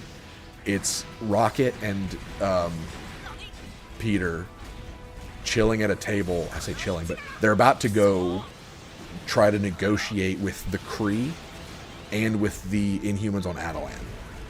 And those, like, both of those factions, like, I don't know if regularly or just at that time, hate each other. Like, it was they were trying to basically convince them to not go to war or something. And so they were basically they were planning to do like negotiations, but they figured this was going to end up being a fight. It was that kind of situation. And so it's just an entire page. It was several panels, but like it was, I think, just on one page of Rocket and Peter strategizing. And Rocket just comes out the gate and he's just like, all right, I want Adam Warlock, Phyla, which was Marvel at the time. Like, he basically asked for, like, every single powerhouse, and Peter was like, hold on. You're demanding every heavy hitter we have. No. And, like, it was just them, like, strategizing together, and at the end, Peter's just, like, his head is buried in his hands, because he's just like, I'm over this shit. And Rocket's just like, you okay, buddy?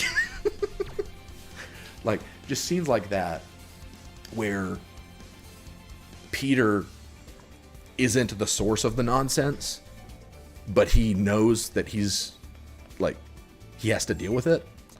I like that part of Star-Lord that we don't really get in the MCU. But yeah, Guardians is my favorite. I love Guardians of the Galaxy. On screen and off. Let's see if we got anything new. Was that a... Yo. Holy crap. Is that a really long saber, or is that just me? So, Monty, if you decide to read any Guardians of the Galaxy run, in my opinion, and again, this was 2008 Guardians, so it's gonna feel very different from the MCU Guardians. Let's use this, because it's freaking gold. And we'll just bring a different gun. But Annihilation Conquest. Really, if you want to go from the beginning, Annihilation, then Annihilation Conquest, then Guardians 2008. Annihilation is what was happening in space while Earth was dealing with civil war. So you had Annihilus, which is this basically bug this bug alien guy that leads the what are they called? He was a Fantastic Four villain for a while, but he basically leads this swarm of alien bugs that just want to consume and destroy and take over. And so Annihilation is when the Annihilation Wave starts moving through space. Earth doesn't care because they're too busy caught up with their own crap. So a lot of minor cosmic heroes have to step up to the plate, and Nova is the main character in Annihilation. I don't know if you know anything about Nova, but Annihilation made me fall in love with that character. He's basically like Hal Jordan, Green Lantern from DC. Nova and the Nova Corps basically is Marvel's answer to the Green Lanterns, but Annihilation, part of it is that he's the only one left, because I think like something happens to the Corps like immediately, and so it's just Nova left with all the power of the Nova Force leading this resistance against Annihilus. And there's just so many good panels in Annihilation. One, and I won't spoil any story stuff, but there is a huge splash page of Nova reaching into one of the Annihilation army, like one of their generals, who had been he was a huge threat leading up to that point, literally reaching into his mouth and ripping out his insides just with his bare hands. Like, that peak Nova is Annihilation. And then Drax, there's a panel where he this is back when Drax was, the reason he was called Drax the Destroyer is because he is obsessed with killing Thanos. He's literally like created to kill him, and so he can like sense where Thanos is, and Thanos plays a part in Annihilation. And so Drax and Thanos are kind of connected in that sense. But Drax is a freaking beast in the comics before the MCU kind of ruined Drax. And there's a scene where the Annihilation Wave is coming down on... I'll try. Well, no, I tried that already. On the group that Drax is with, and they're about to take off on a ship, and Drax is like, "Go, I'll handle this." And so they're like, "No." He's like, "Just leave." And so they leave, And there's a shot, I'll see if I can find it, because I screenshotted that one as well, of Drax. Think the shot from Guardians of the Galaxy 2 when he's diving into the tentacle monster at the beginning of 2 with his daggers up. Think that, but instead of jumping into the mouth of a giant beast, he's jumping into such a big swarm of annihilation that you can't see the ground. There is only the annihilation bugs. Like, it would kill anyone else. And then it's like, oh dang, Drax just died.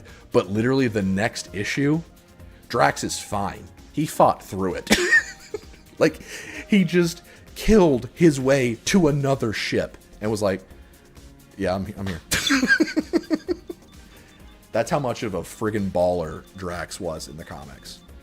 At one point, I don't remember when this is in the comics, he rips out Thanos' heart with his bare hand.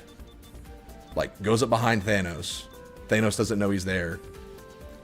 Just reaches through, like, one punch, grabs his heart, crushes it. So yeah, start with Annihilation. It sets the stage. Ooh, yeah, let's try that. It sets the stage for Annihilation Conquest, which is the blowback of everything that happens. And Annihilation Conquest is what forms the Guardians of the Galaxy. And it's also just a cool read. Because there's the Annihilation, it's an event series. So there's like the mainline issues, and then there's like Annihilation Conquest, Star-Lord.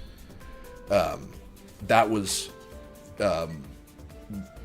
that is obviously Peter's perspective of what was happening during that, but his story is all about, he was before Annihilation Conquest, the events of that happened, he was head of security at Hala, which is the Kree homeworld.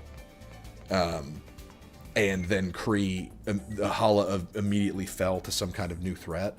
And so Peter somehow survived, and he was being tasked with infiltrating back into Hala with a small team to figure out what was going on.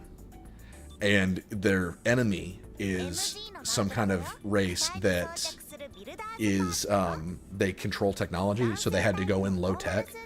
So he brought in a small strike team consisting of many characters that would move on to be in the Guardians of the Galaxy, such as Mantis, Groot, and Rocket.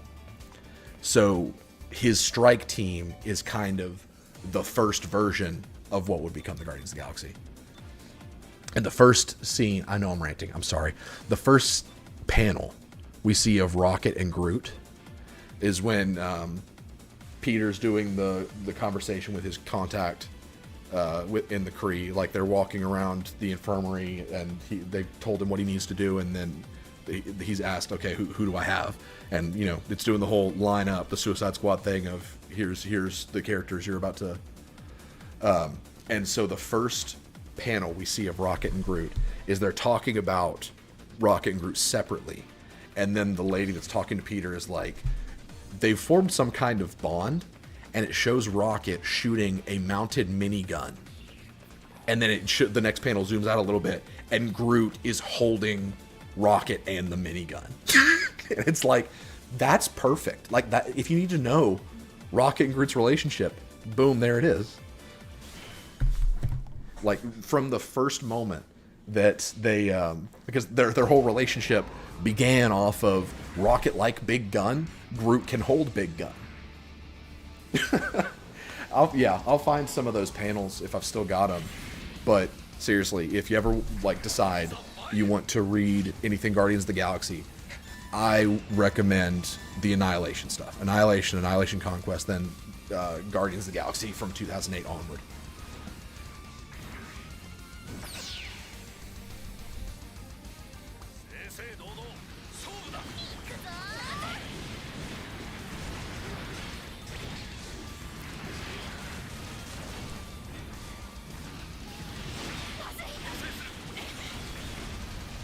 I didn't change my abilities. Crap.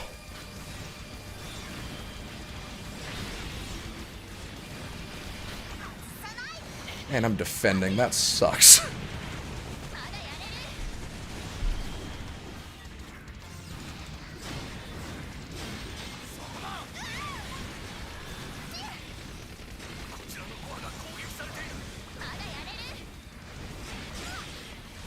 Oh, that's cool. Just interrupt my thing. That's fine.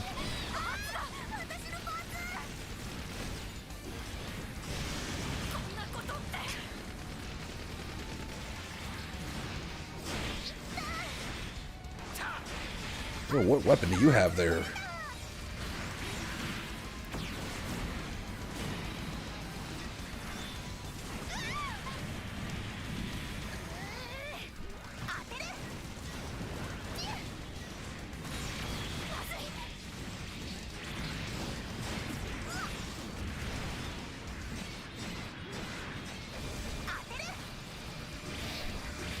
I feel like I've got to learn a completely different weapon.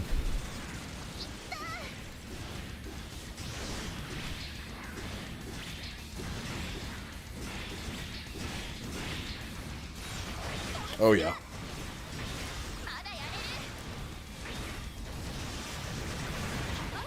Holy crap, that was good.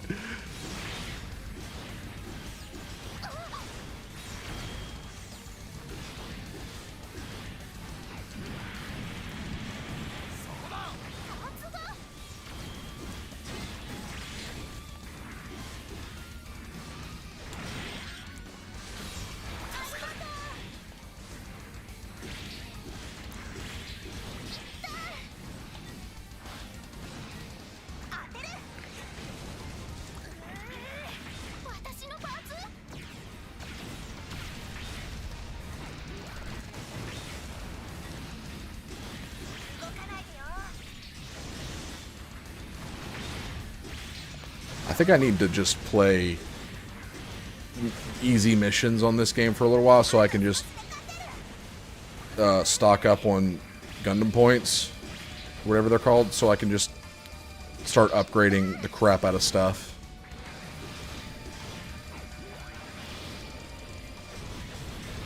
Holy crap! That was a big move.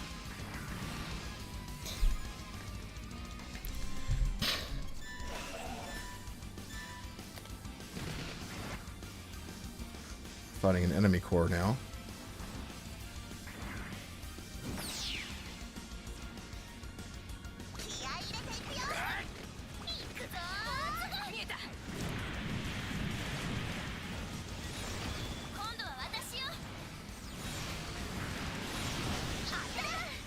What? Oh crap. Okay, you die first.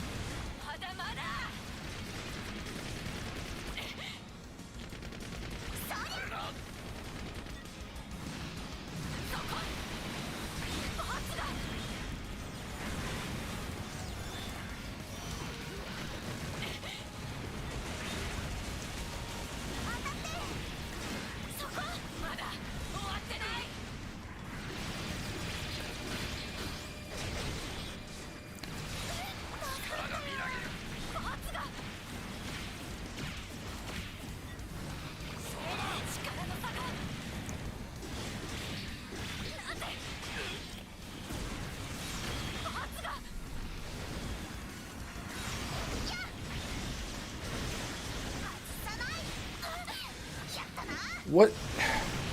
Why am I so easy to interrupt?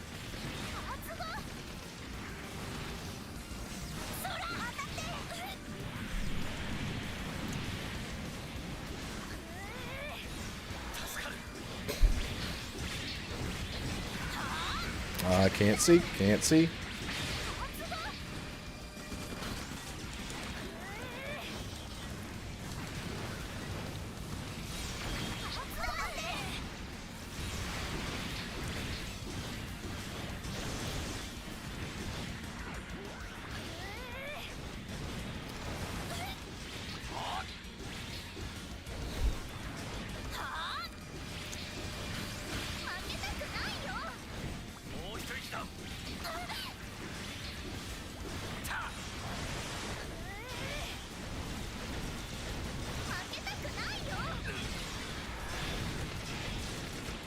I keep forgetting that I equipped a machine gun, so I keep like tapping the shoot button, which it's a machine gun, so that does nothing.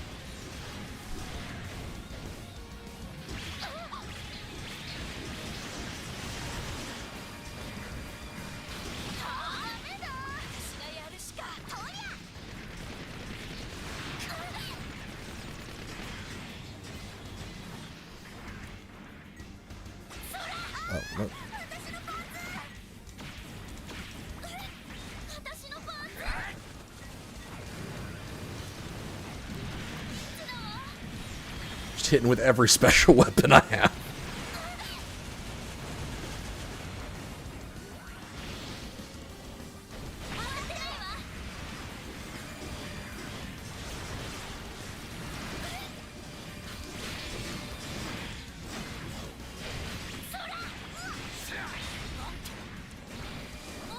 Crap, my arm.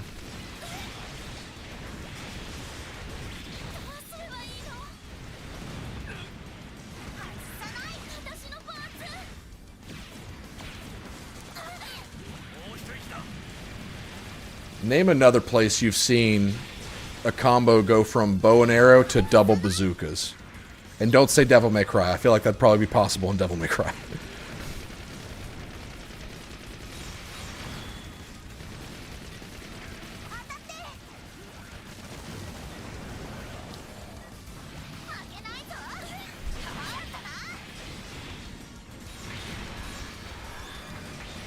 Holy crap.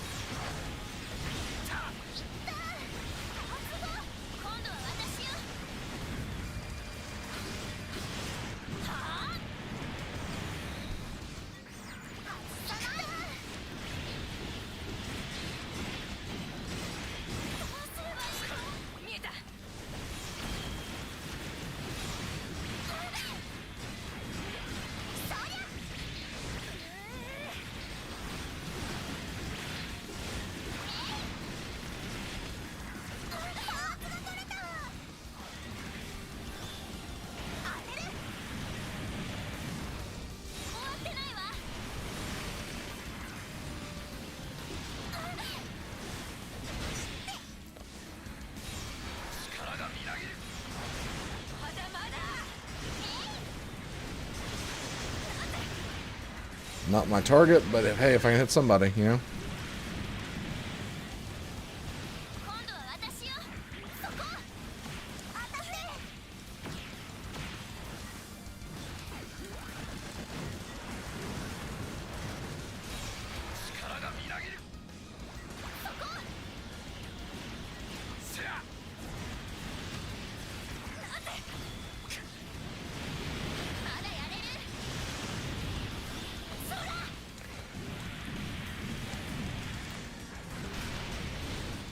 I'm still getting hurt a lot, but I'm at least able to kind of recover and hold my own.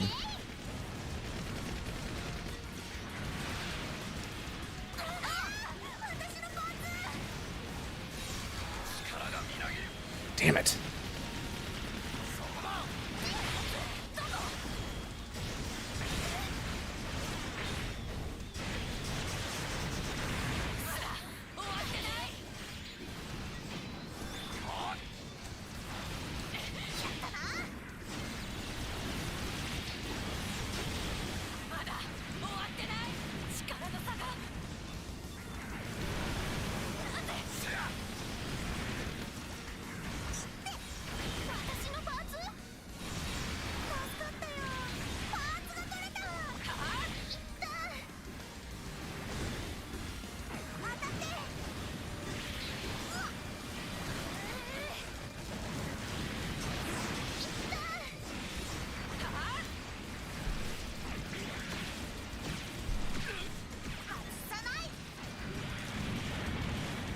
Yeah, repair that.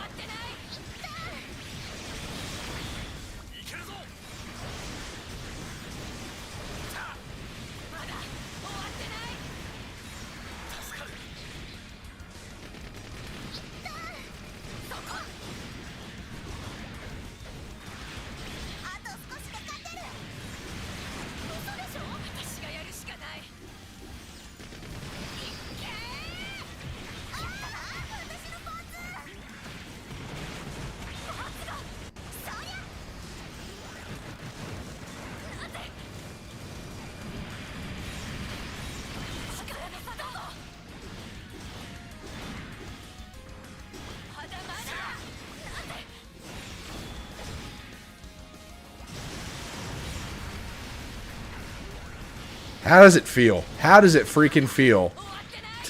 Okay.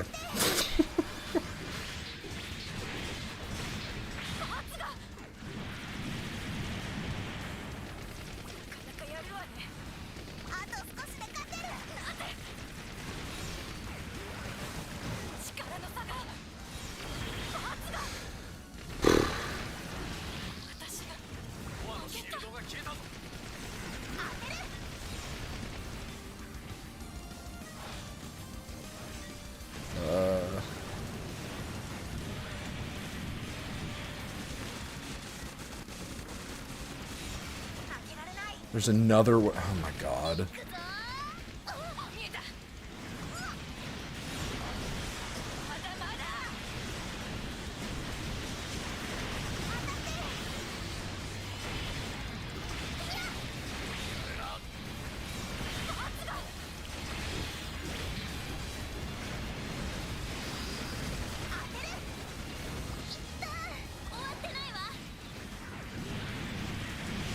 I choose you to be my first victim.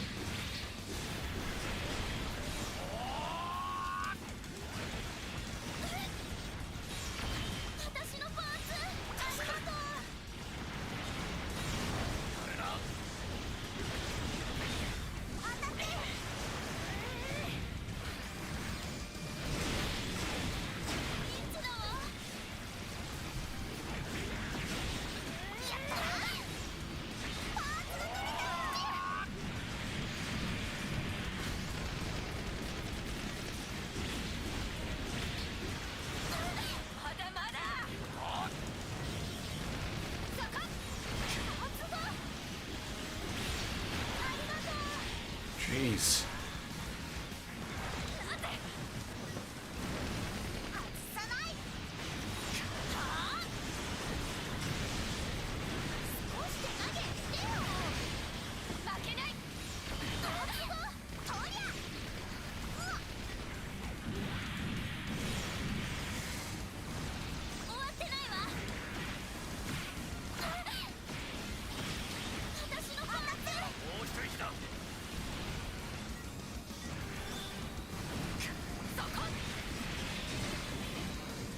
Hey, hey, hey! Jeez, calm down.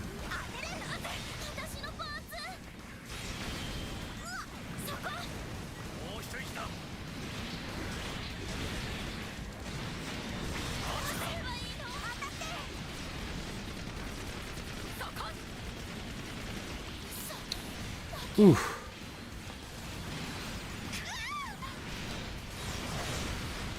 Ah, damn it.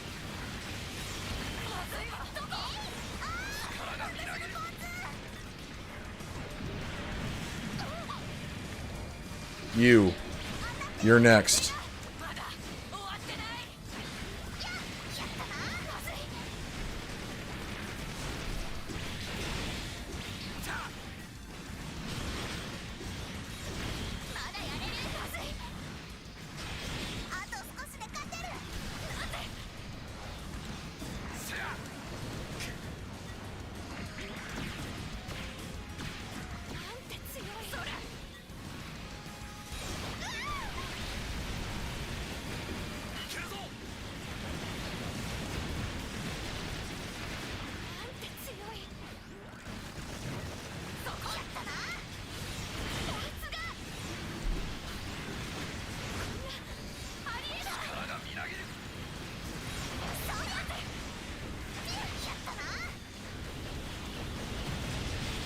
That move is so hard to control, but the nice thing about it is that if you're surrounded, you're gonna hit something.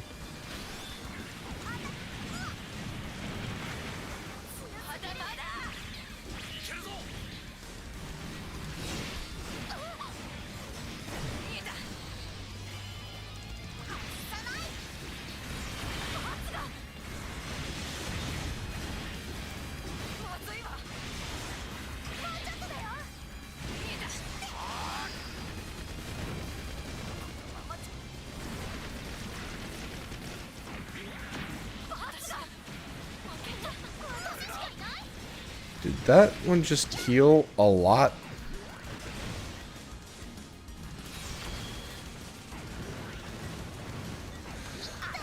I don't know.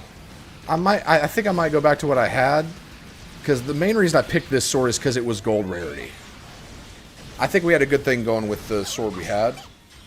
This one's good, but taking away the gun version of that sword, I feel harmed the cohesion of this one's, because this machine gun's not doing it for me. Good lord. The sword is good.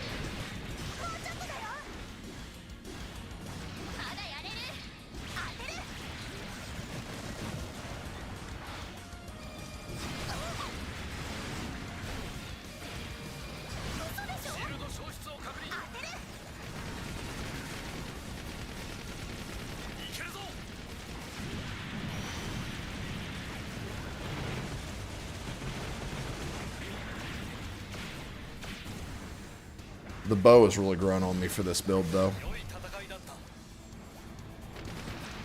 I don't know. That's a good question. Let's find out.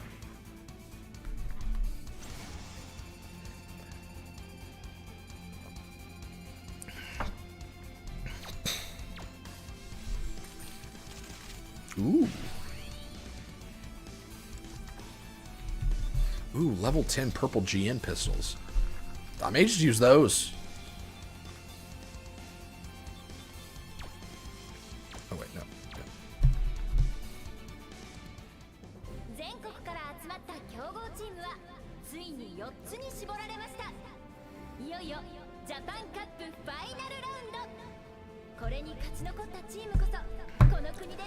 I'm gonna assume that no one cares about this story, so I'm just gonna hold down the skip button.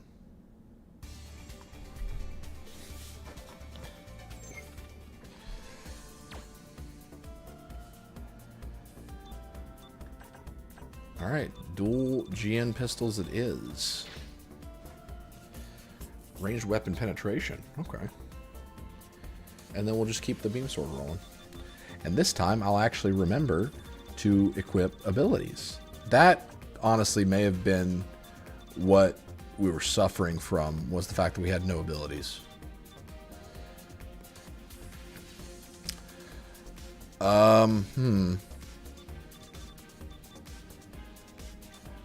I'm gonna suggest we equip this, because option equipment DPS, all of the like bazookas and rockets and everything, that's our optional equipment. So I'm gonna say we equip this head. Also, it looks cool. Just looking for anything. What is? Oh no! Ugh, gross! I hate that one.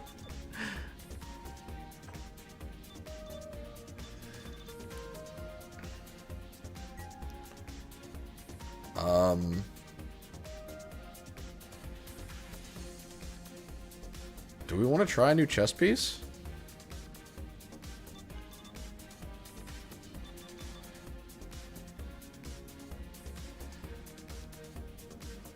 What do you think, Monty?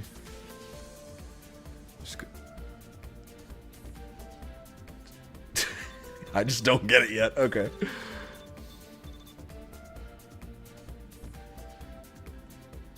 All right, let's do it. This is starting to look very unique. Before we were leaning a bit too heavy on heavy arms, but now this thing's looking like its own beast. Wow,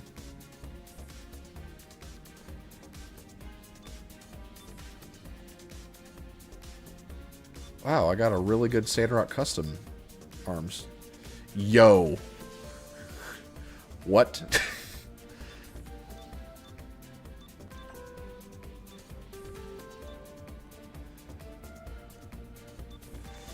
I like the legs we have. I think those are good. Launcher Strike Gundam. No.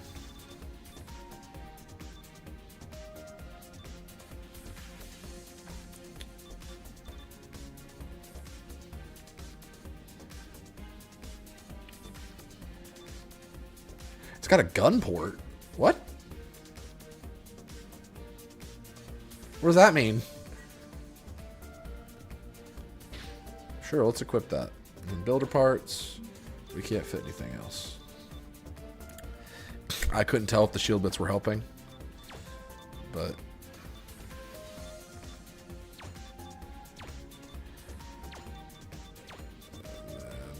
Dead End Buster? That sounds badass. Machine Cannon.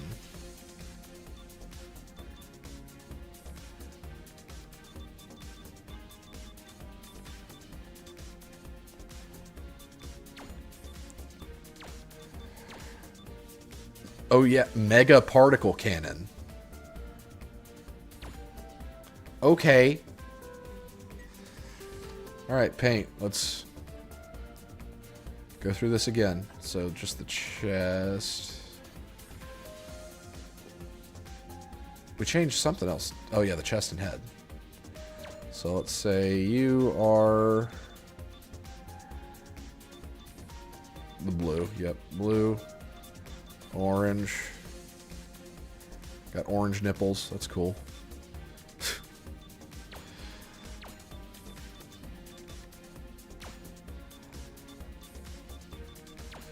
Do I make that white? Yeah.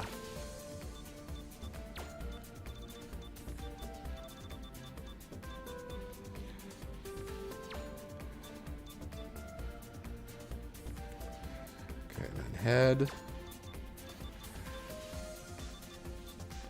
Definitely orange.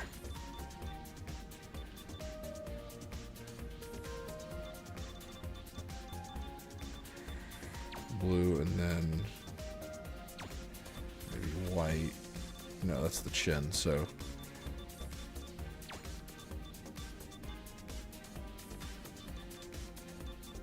Oh, okay. That's, yeah. Make that white.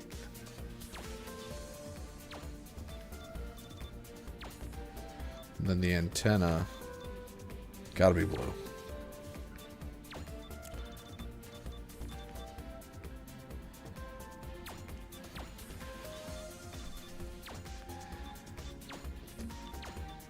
Honestly, this suit's badass.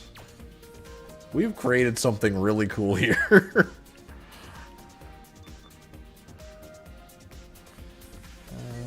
Okay, so hanger.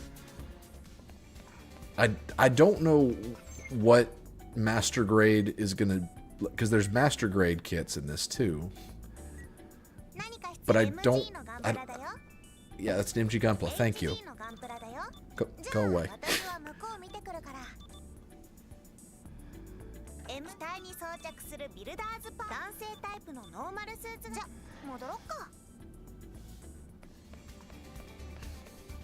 All right, let's.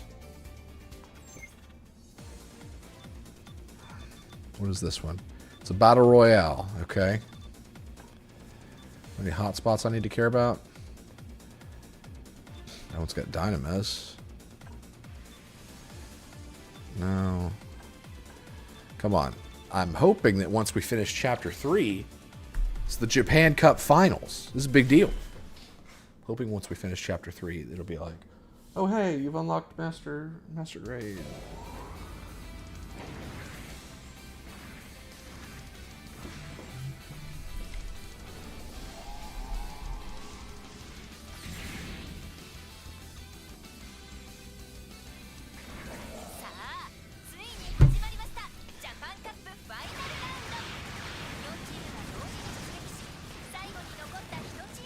That was too close to use missiles. But you know what it's never too close to do? Dual bazookas.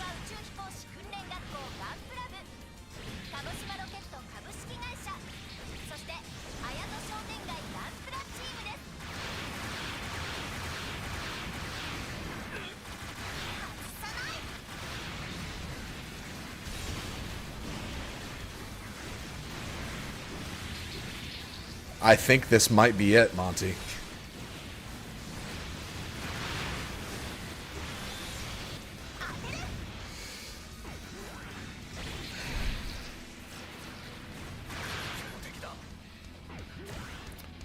Hey, is it unicorn?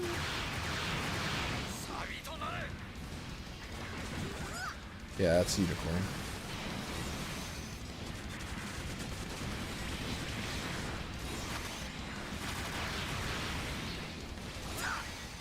Let's see what this does. Okay.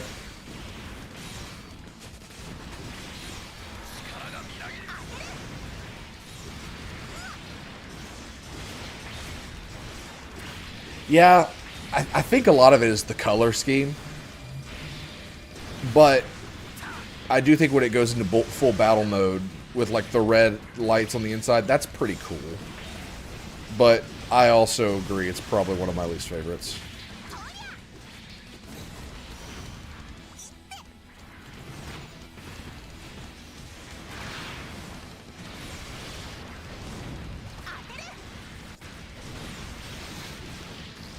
What I've watched of Unicorn has been really interesting, though.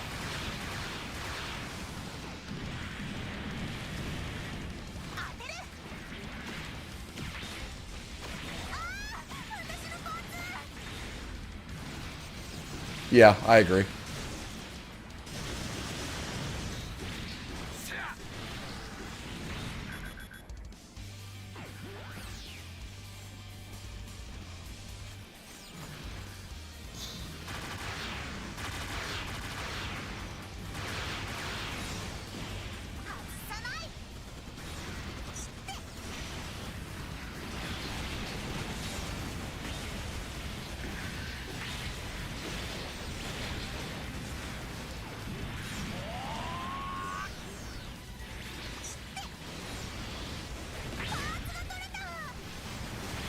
Yeah, this is the best version we've made.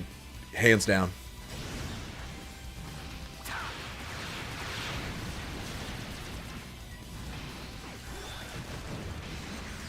Okay, so can't lock onto an enemy that's invisible. Got it.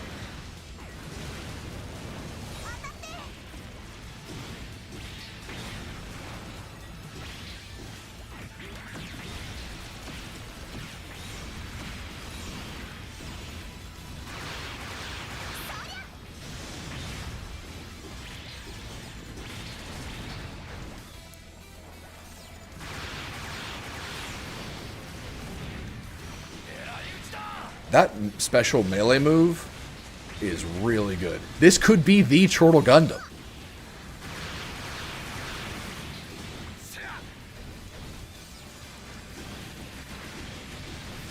If only Vortex were still alive. He'd love this.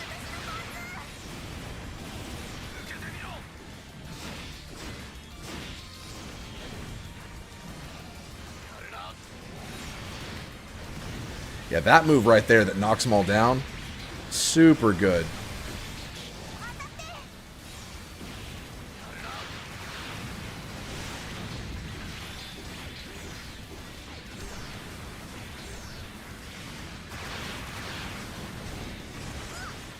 Oh, wait.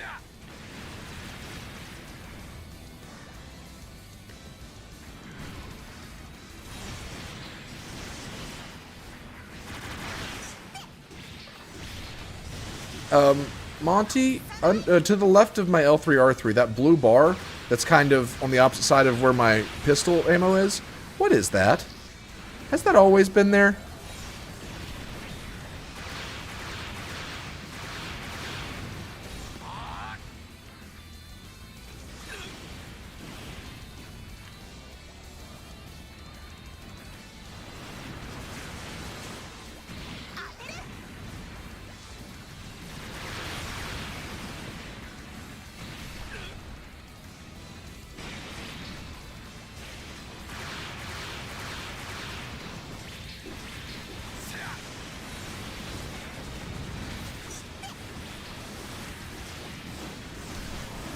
So, there was something that these arms said about how, or no, the shield, about how it had a gun attached to it.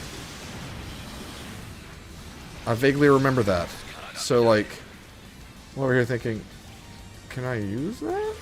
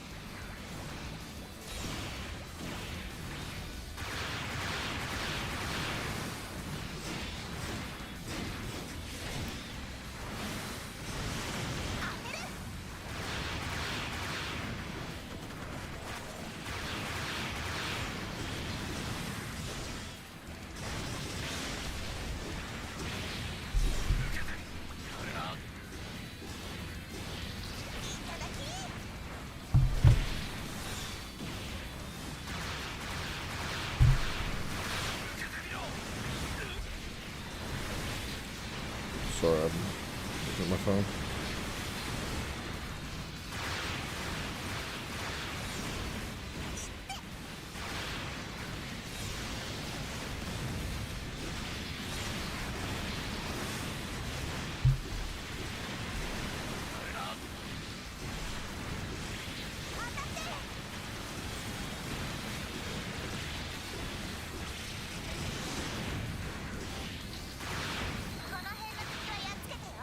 Man, I sure wish I could read and know what these these different things about this, like the shield gun.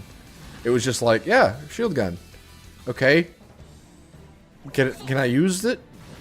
I don't know.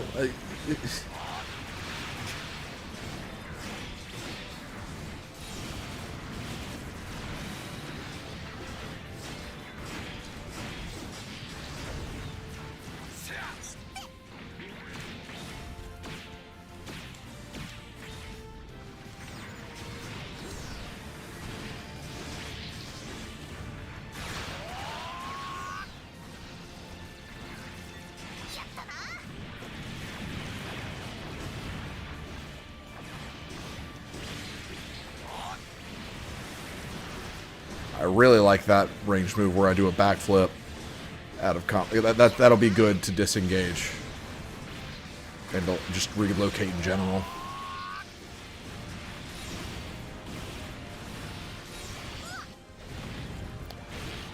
Way undershot that one.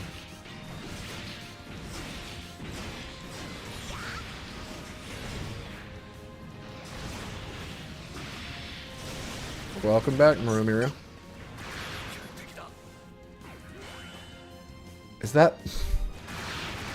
Monty, I hate that helmet. I hate it so much.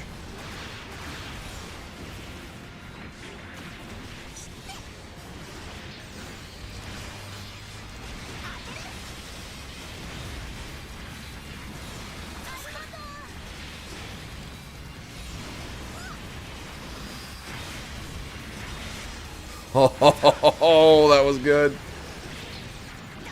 Thank you, Marumiru. I appreciate that.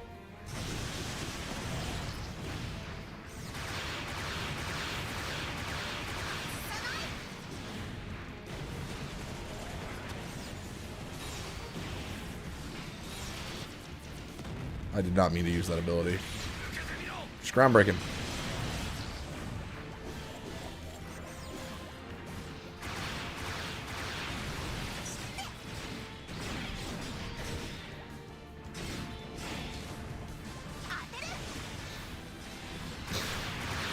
I don't think it's going to grow on me, Monty. I'll give it a chance, and by that I mean I will continue to have my eyes open when it's on screen, but I don't know, man.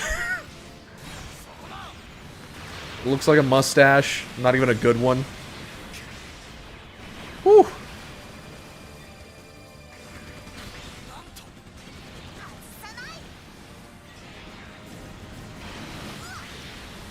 I did know that. About GTA 6. Never been the biggest GTA fan. Because, like, I just don't like Rockstar's game design, I think.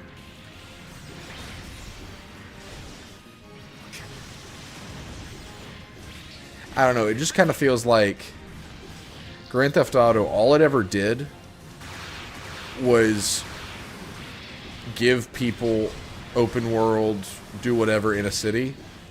It's like, not discrediting that, but it's like, if anyone else with a budget decided to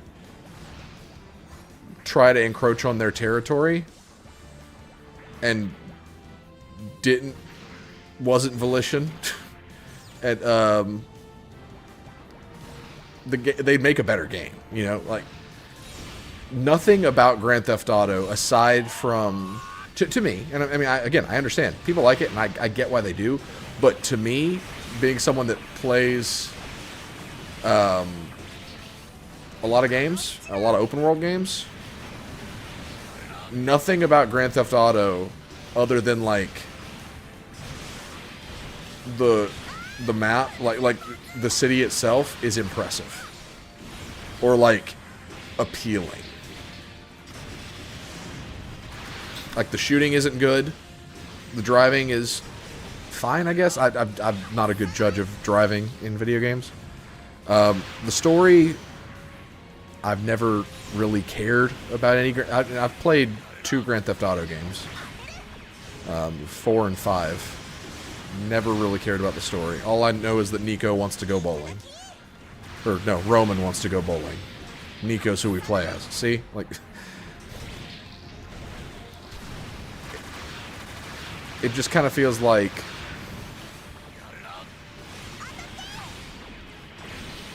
in the grand scheme of things, with how, you know, big and impressive video games are now, we're giving Grand Theft Auto more credit than it probably deserves. And who knows, Grand Theft Auto 6? Because, I mean, at the time, and here's where I kind of disprove my own argument. At the time that Grand Theft Auto 5 came out, it was impressive. Not a lot of other games were doing what Grand Theft Auto did. But, like, playing Grand Theft Auto 5 now just kind of feels like, okay, nothing about it is the best at what it does. Except for, I guess, variety? I don't know. Wait, it has iridescent wings? I think I'm actually about to clear Chapter 3, Marumiru. I really hope so. I've been on Chapter 3 forever.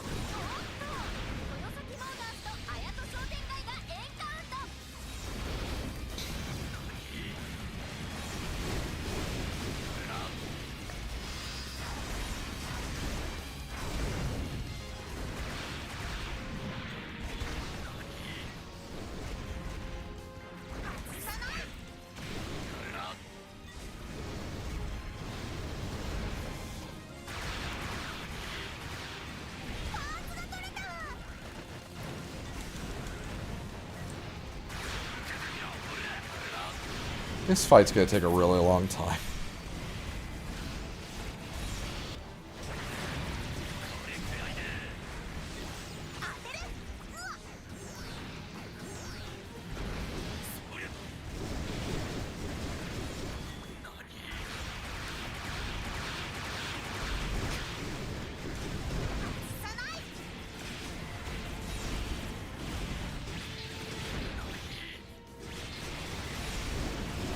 What comes after Chapter 3, Marumiru? When do I get Master Grade? I want Master Grade.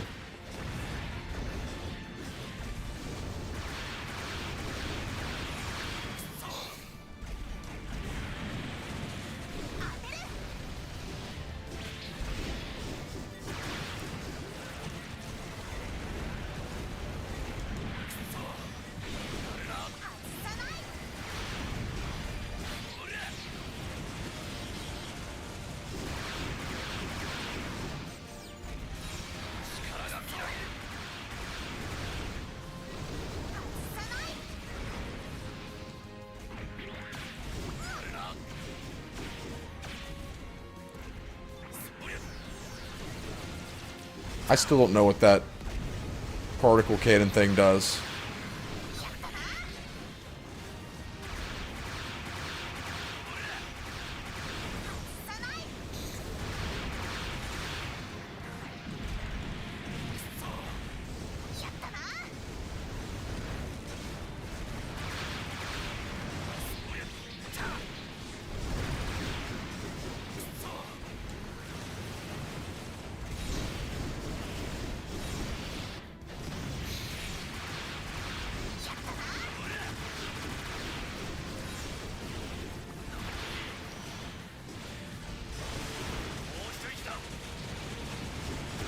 Sure. Go for it, Monty.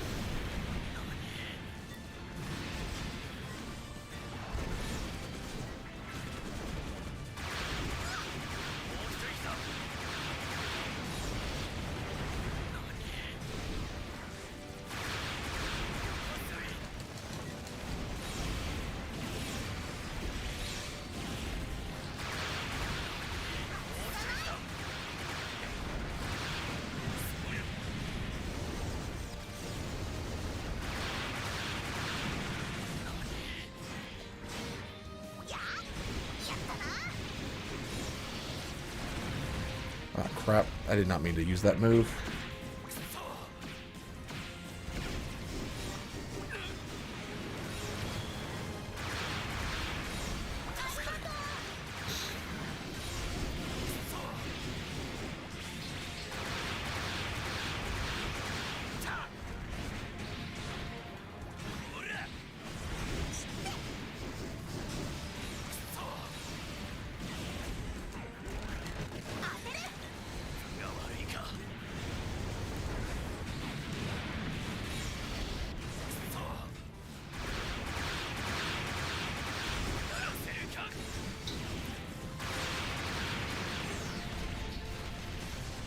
Oh, I'm supposed to hold it down. Got it. That makes way more sense.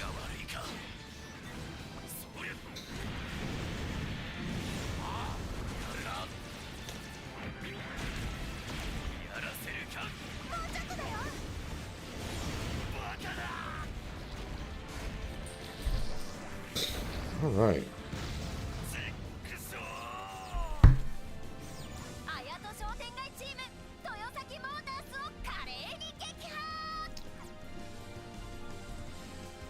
The only one of those that I can kind of get it is the second one. And I think it's because of the style. Like the shading. Like the art style, I mean.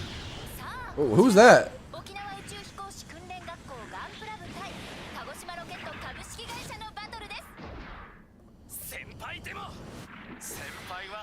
I want to know more about that dude's suit. That looks cool.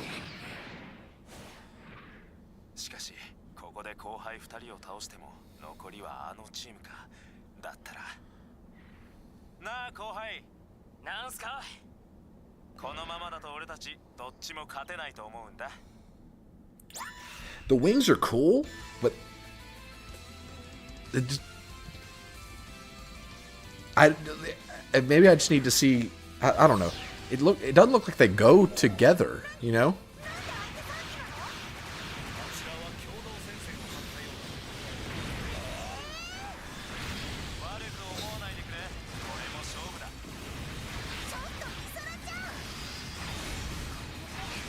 Oh yeah. Thought that one was running GN Archer. I knew I recognized that one.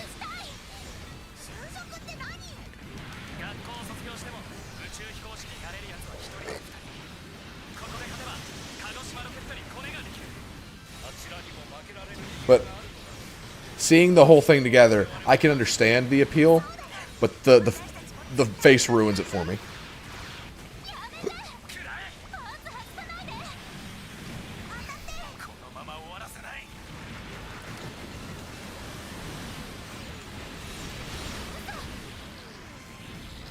What?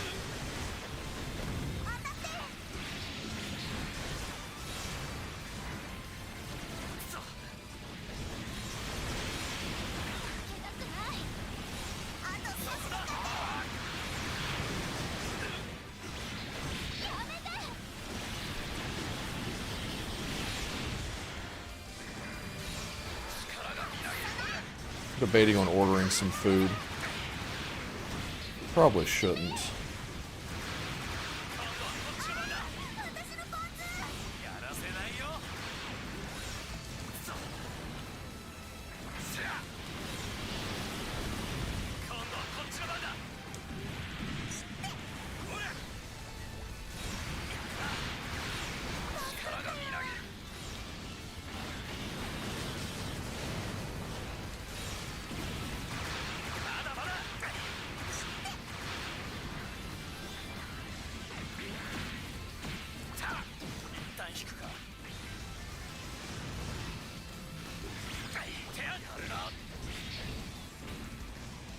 Okay.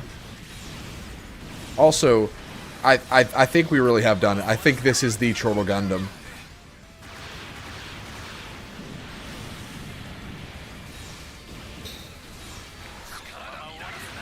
I would not have thought that pistols would be the move. Just because, you know, big guns. But what this really needed was more maneuverability. And the pistols provide that through like that move and through the rolls that I can do, like that. It's a lot more running gun, and that's what this needed, I think. Also, I think we just got some really good upgrades.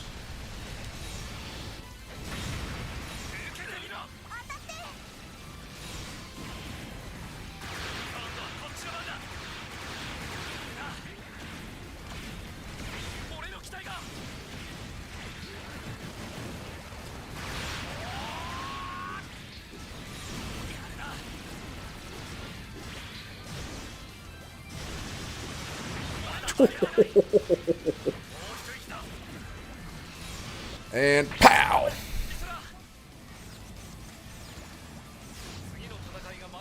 I don't know, probably fast food because it's 10:30.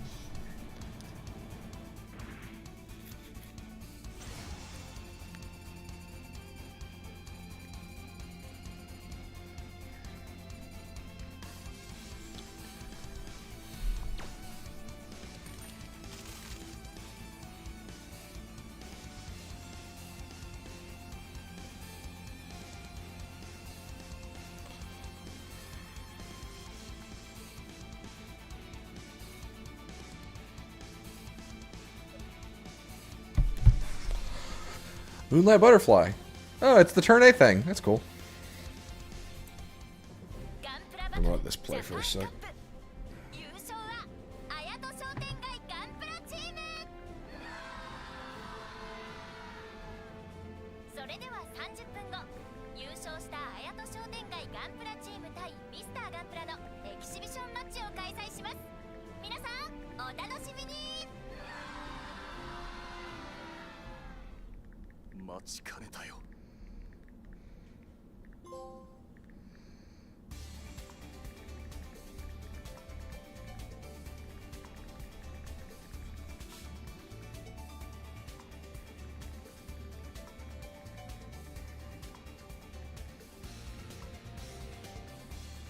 Sorry, I'm sending a text and I'm gonna look at DoorDash.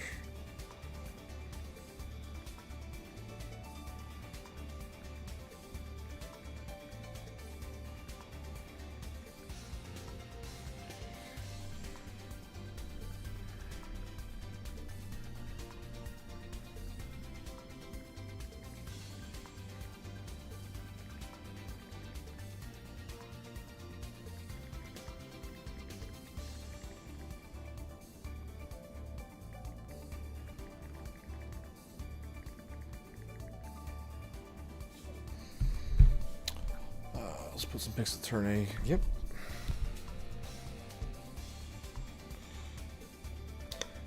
Okay, yeah. I get it. I get that one. What is that even from? Like, what series or what timeline? Whatever the correct way to ask that question is.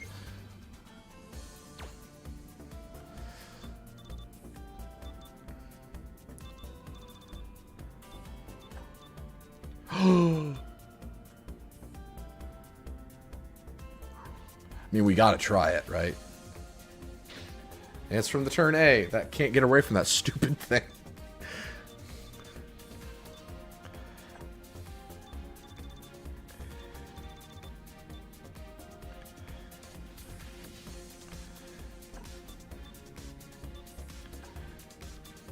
Huh.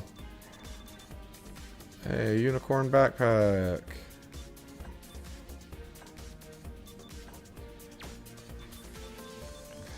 Carnage shot and breaker shot. Oh. Oh, okay. That's pretty cool.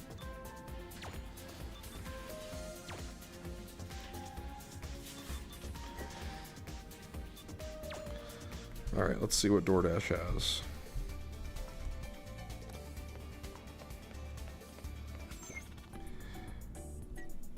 Do I really want to be that guy that orders food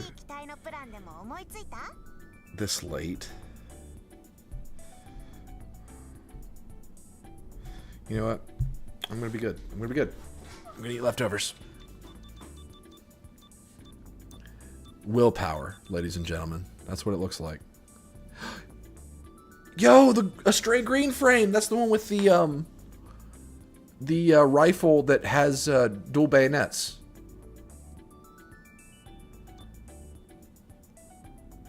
Oh, the Tall Geese 3? That's cool. I'm absolutely getting the stray green frame. Because I want to incorporate a twin sword rifle somehow. Alright, let's see what these new parts are. Large beam cannon. Anti-ship laser sword. Okay, we're buying the large beam cannon. I don't care. A Beyblade. Double beam boomerang. Beam boom. Okay. Like, look at that gun. It's an axe rifle with dual beam bayonets. That's cool as hell.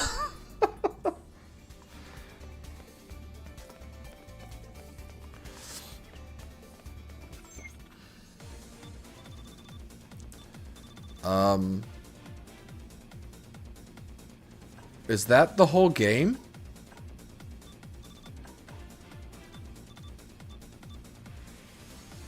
Oh, 00 Riser.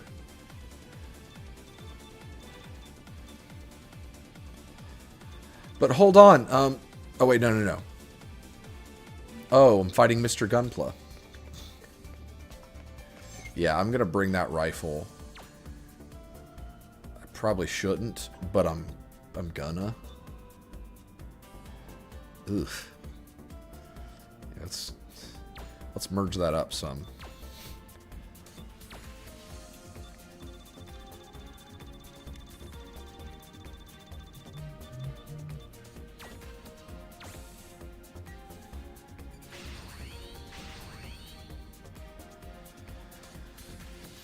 Yeah, and I can use it as a melee weapon. I was hoping.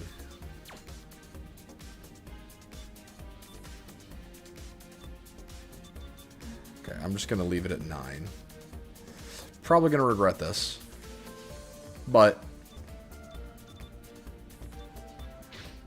that's so cool.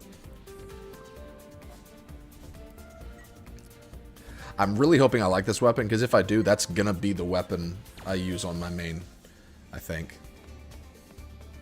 Because I like the idea of just one, like, weapon that you use for, like, the sword rifle. I like the idea of that, but leaning more towards the gun side of things.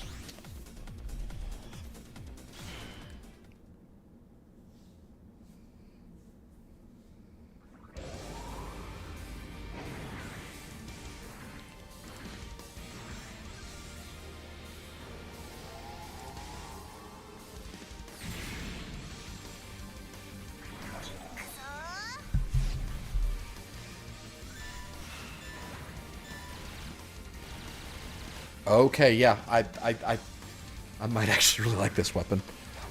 Yo.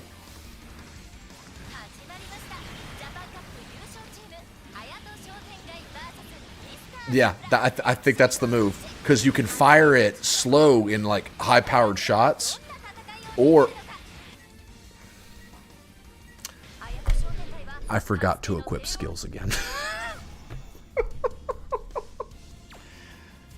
So, damn, I already got some arms. How about that?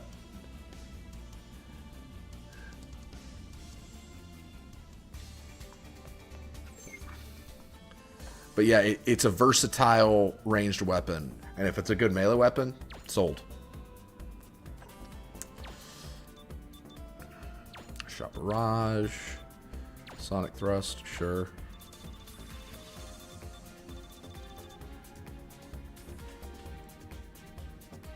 Releases a flash of light that does not forgive evil with a sword drawn at the speed of a comet. That does not forgive evil.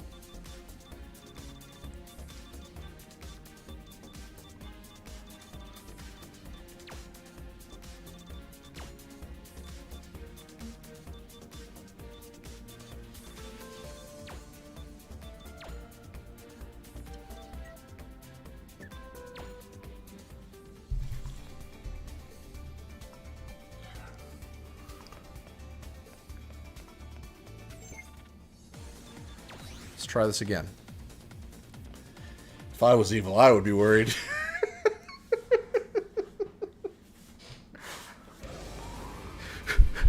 Do you think he forgives evil?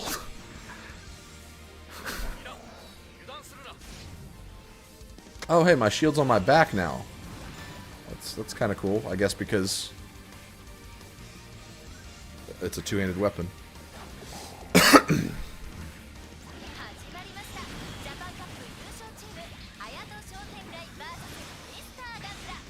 I kind of like it.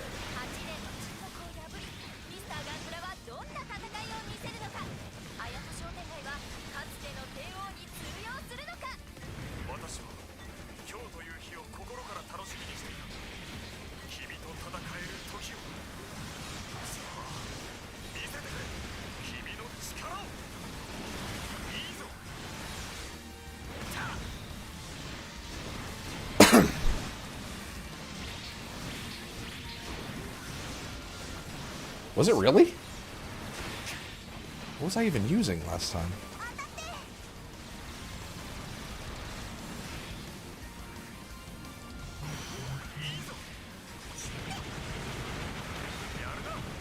Okay. Yeah, that's a pretty cool move. I like that move.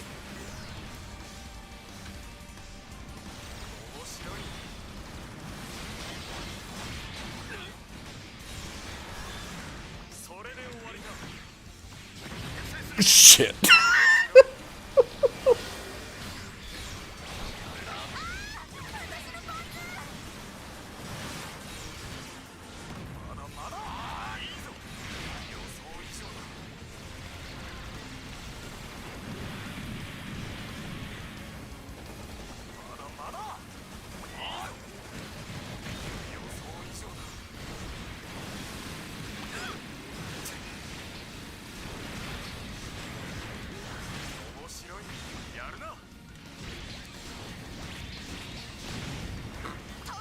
Yeah, I like this a lot.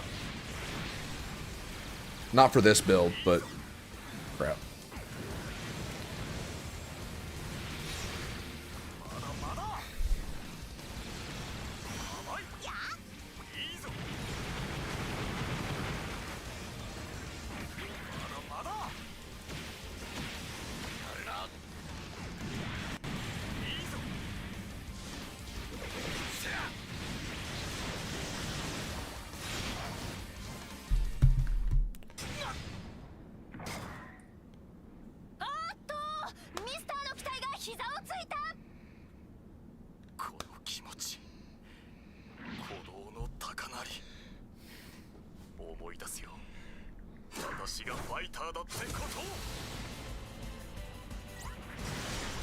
Oh god.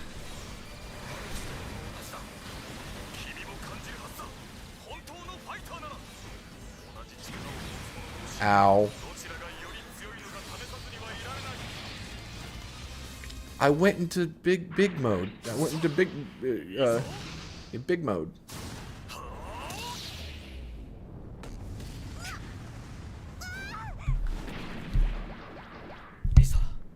私たちは離れていよう。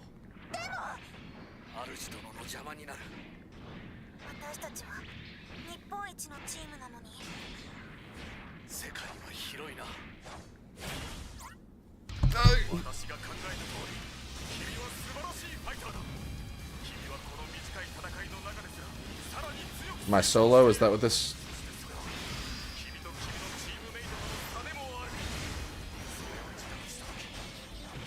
Oh, come on.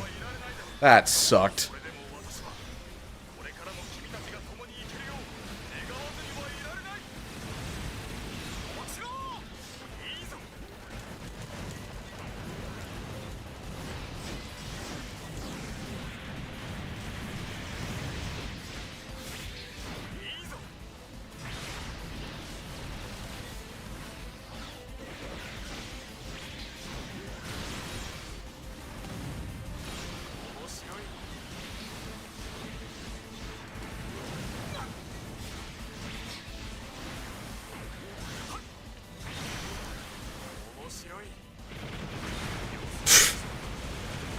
I was hoping I would track, but I guess not.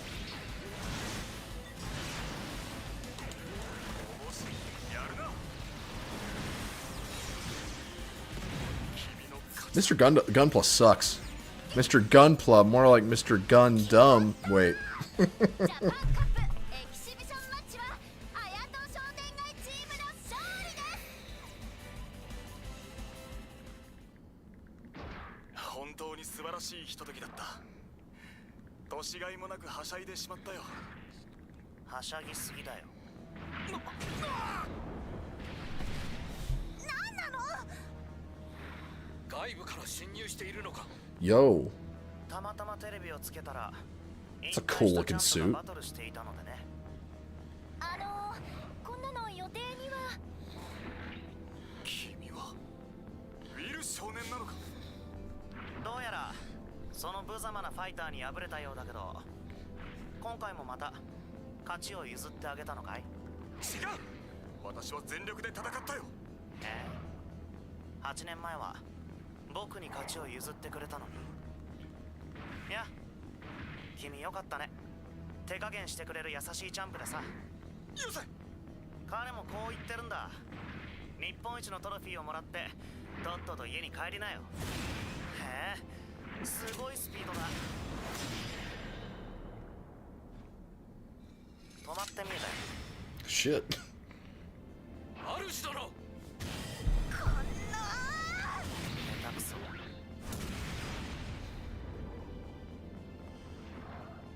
君は Dang, he just walked over her. 力の差が分かってるみたい。 Oh no, not the robot that doesn't forgive evil. なんなんだよもすまない。全部私のせいだ。 So dramatic. It's literally a sport, guys. The other day I fought Satan Gundam, Devil Lord. That's not a joke. It was actually called, like, Demon Lord Satan. もう8年も前のことだ。私は多くの Okay. Master grade? Guess what? Master grade? なんだよ。朝から元気だな。世界大会の招待状が来た。 Oh. 世界大会の招待状だ。見せてみろ。 So that's got to be the end of Act 3, right? Please.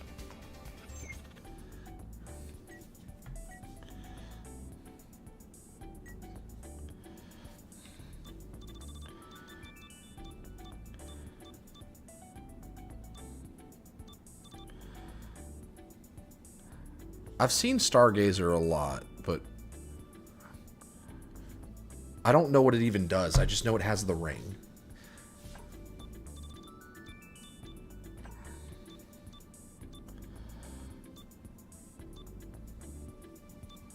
Not a fan of those. I think those were from Seed. Okay. Yay, Chapter 4.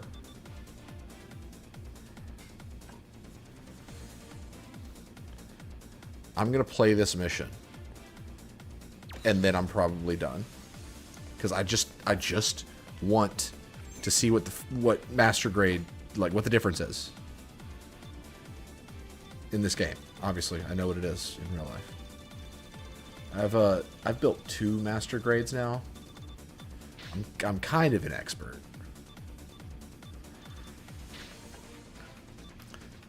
It is kind of funny. I've only built 4 Gunpla kits, and half of them were Master Grade. I really don't think I can go back. I enjoyed the Master Grade builds that much.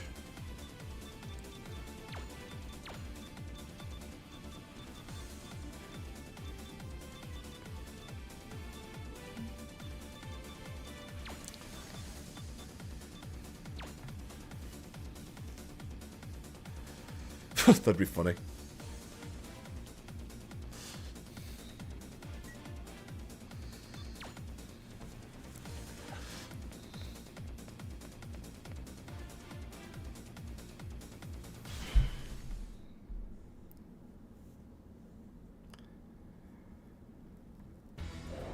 This is probably gonna have to be my last mission. It's 11 o'clock.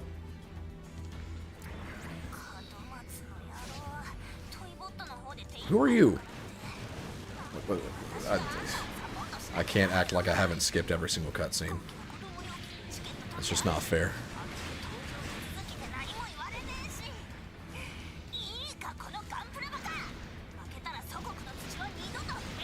I do not like the turn A's gun. The projectiles move so slowly. Like, holy crap. The GN pistols are still the move.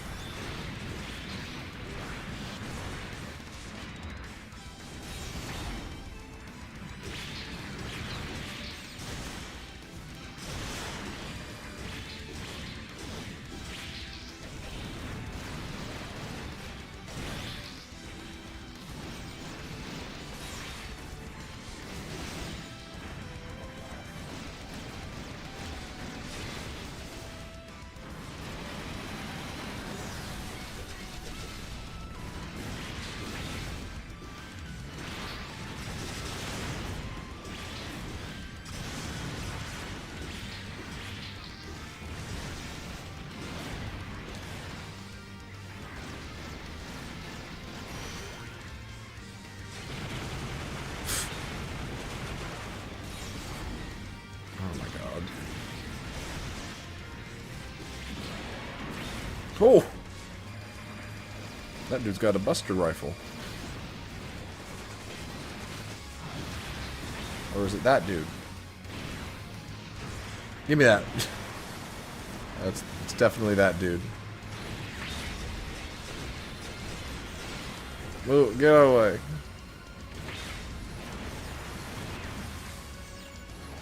Eh. This is so awkward to control. But it hits so hard.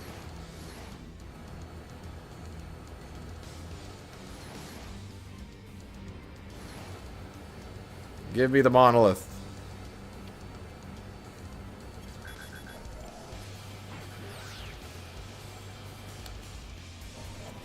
Ah, you fool, I have a hoverboard. Shit.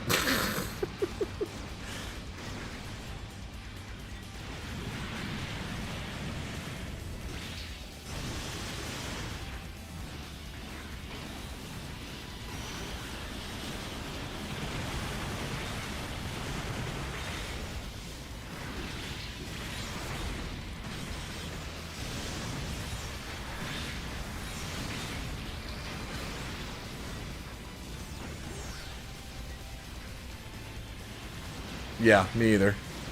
Aha, I have another one. Oh no, I'm flanked. How did they dodge my maneuvers? It hits super hard though. Like, aha! Oh god, they can jump.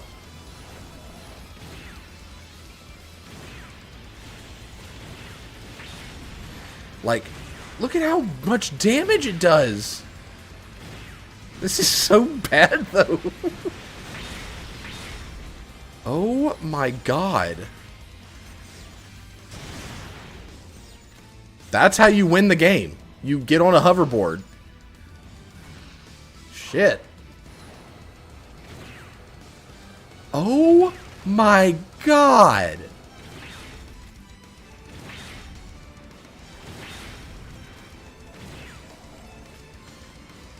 I can't go back. I literally cannot go backwards.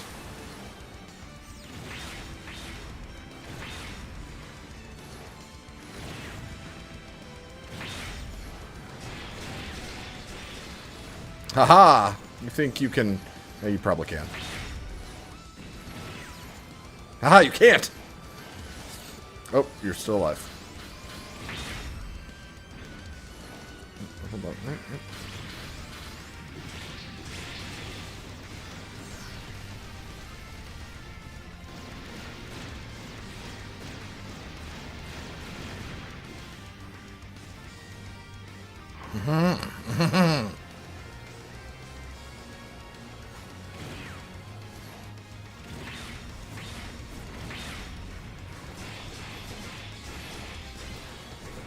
Gotta run.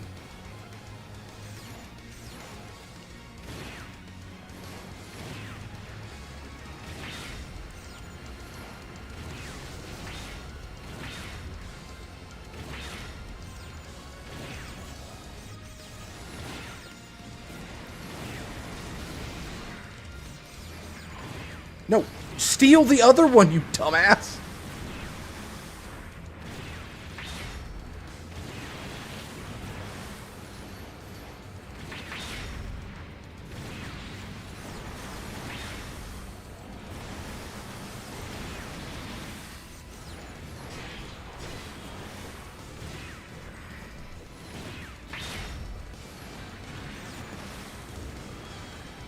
This is so stupid.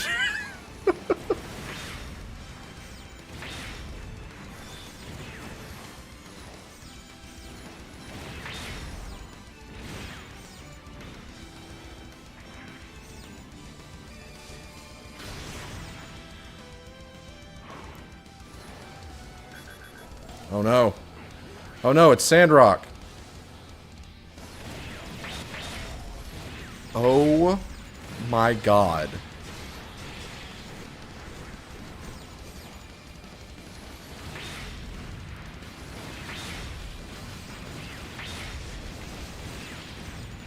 You can't do anything. You can't do anything.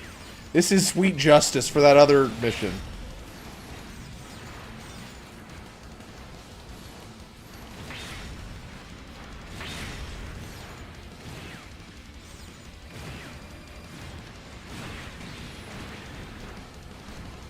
I don't think I can...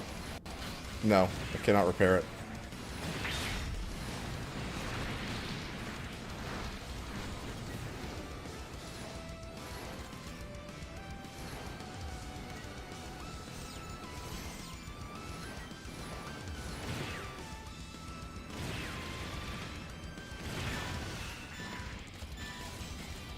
Oh no, they took away my cheat code. I can't fight now.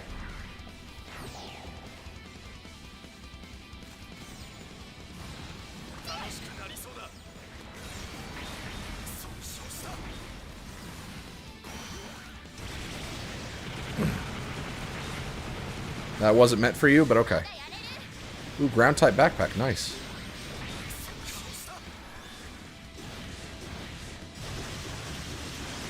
Ooh, that felt good.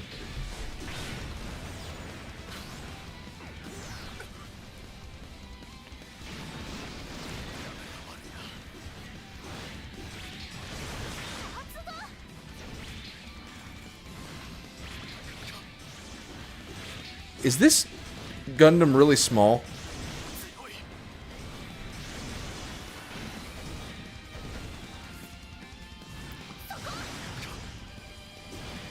Just quit. Just quit. That was almost embarrassing.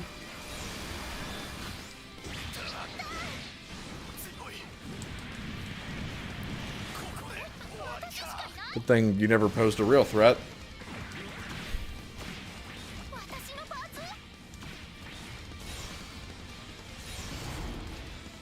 Crap.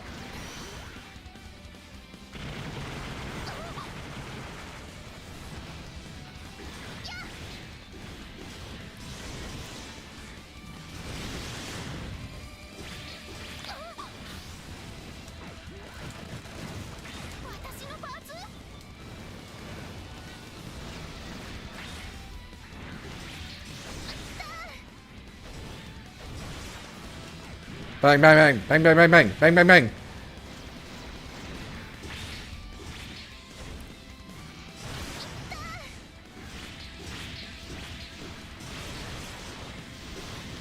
You know you're winning a fight pretty handily when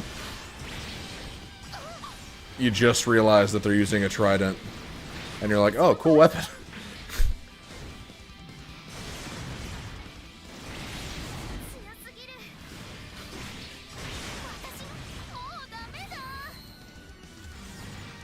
Give me my bike back. I want my hover bike. This game's stupid.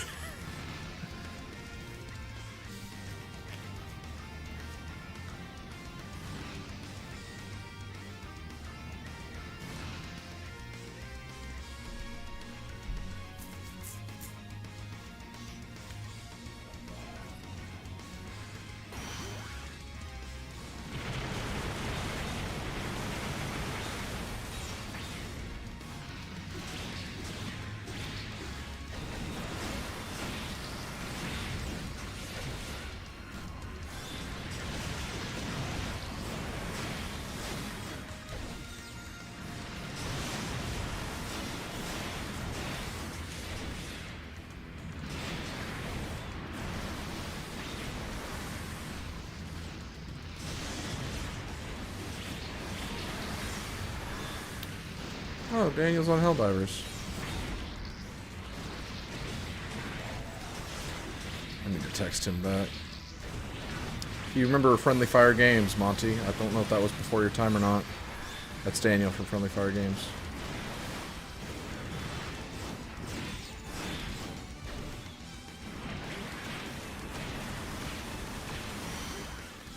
Actually gonna respond to him now.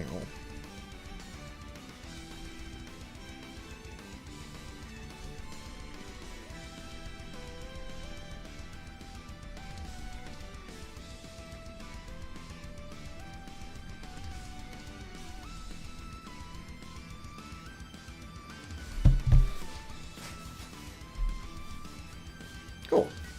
Yeah, great guy. Legitimately one of the greatest human beings on the planet. No hyperbole, no sarcasm. Like, great person.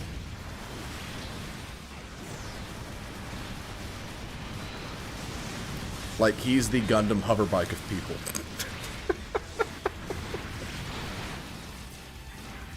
Like, right? Wow.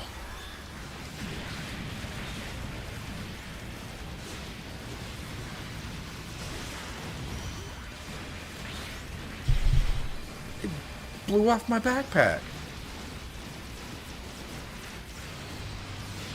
The highest of all compliments, exactly. You get it.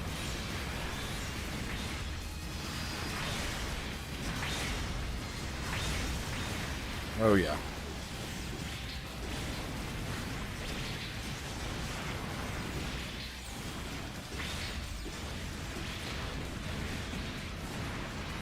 Okay, Buster Rifle, where are you? I need to hurt you badly.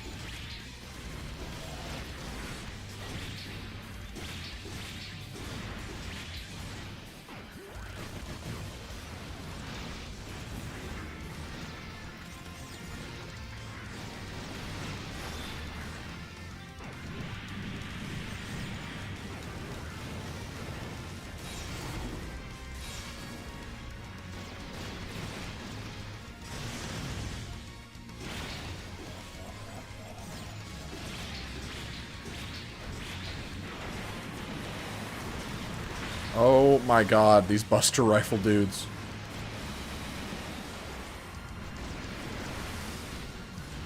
There you are, you bastard.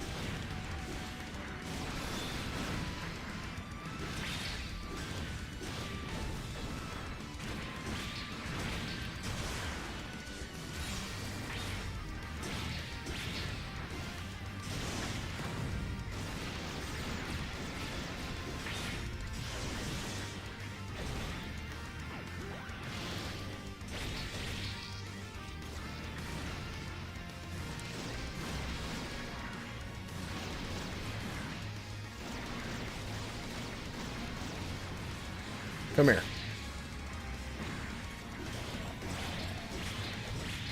These suits that I'm fighting look like they should, like, be no joke. Because they look like either, like, straight up, like the suits from Endless Waltz, or they're just using a lot of those parts. Because that looks like Wu Fei, his Gundam, like the final version of Shenlong. And then that one looks like it might be Heavy Arms. Because Heavy Arms from Endless Waltz had, like, the dual minigun arms. And like all the missiles and stuff. But they suck.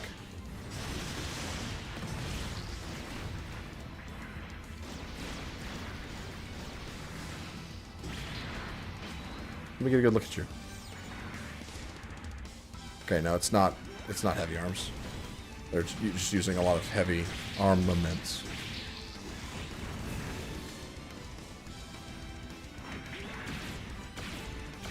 Ugh.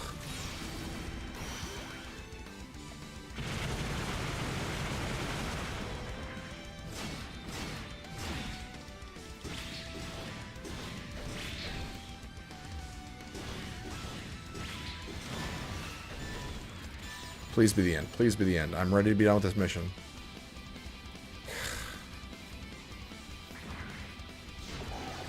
Yo, that's actually pretty sick. Sick drip, dude.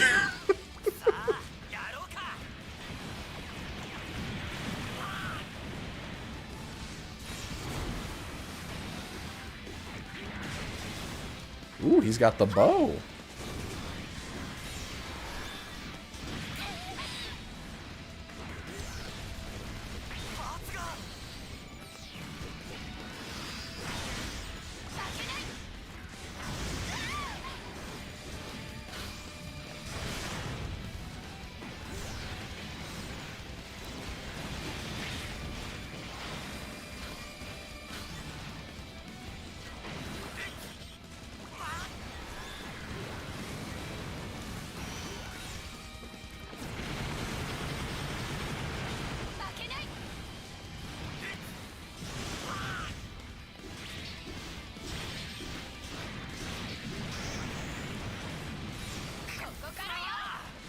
Beautiful shot. Another beautiful shot.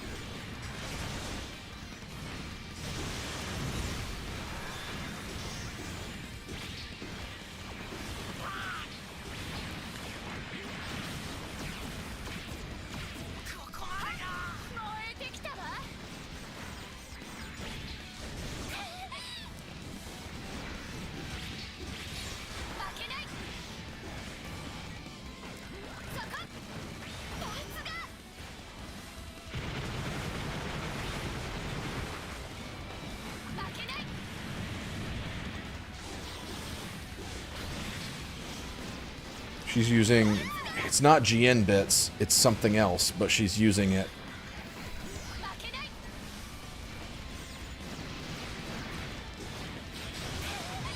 And it hurts. Whatever it is.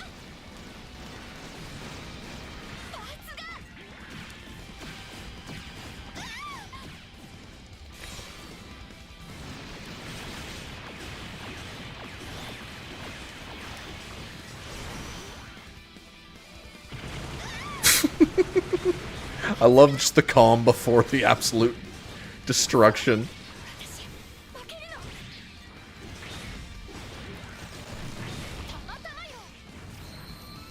Are you kidding me?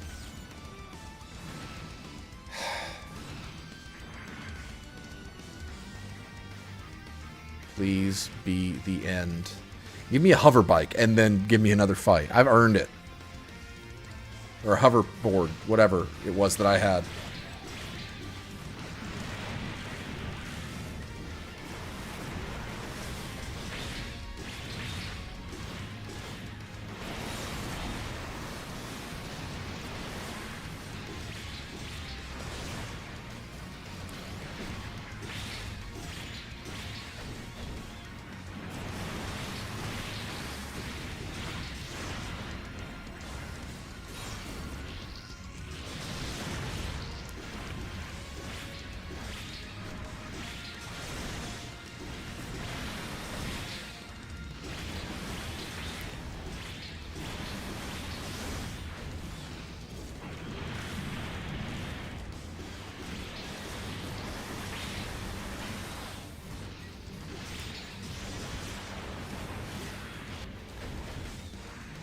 That sucked.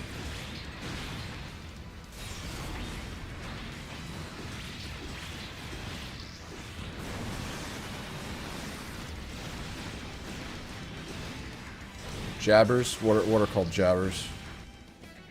There we go. Ooh, tall geese. Is that's tall geese 3, right?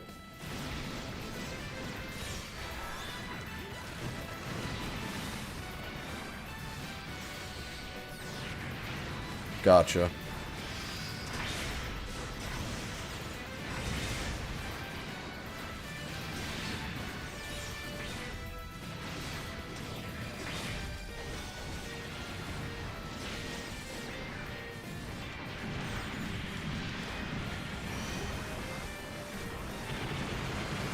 Wow, he completely missed. I don't know what he was aiming at.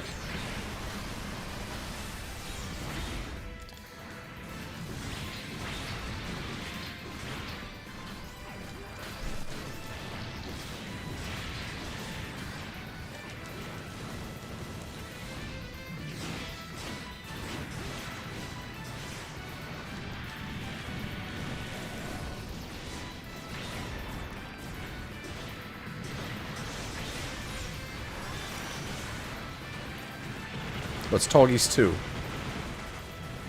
Not 3. Oh, hey, Vortex. This is the last mission we're going to be playing. But we've done it. We've made the Chortle Gundam has been perfected. We are not running that perfected version because I decided to be a dumbass and equip different guns from the ones that really worked for us.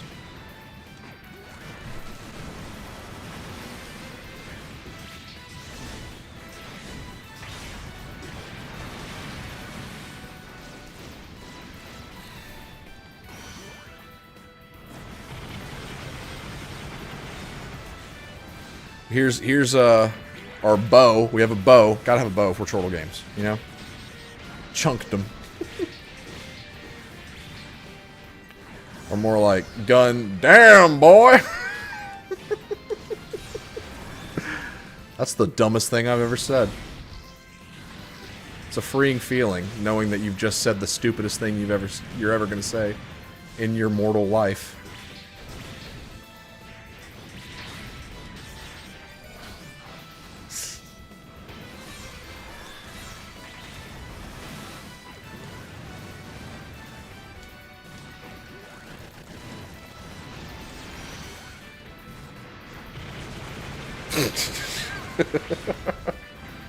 The bow is the backpack, yes, and it's also a giant sword. And also double bazookas. And also head Vulcan.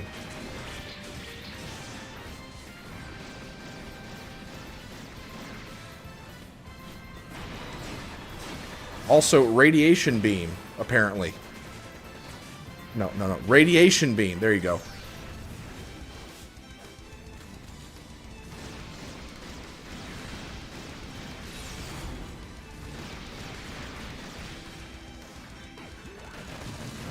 Yeah, a gun shield that we don't know how to use, but it's there.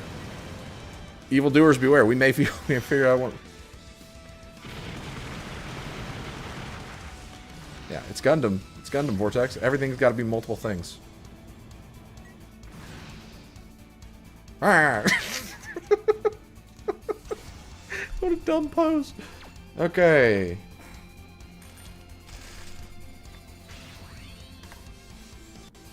Beam Cannon Serpent.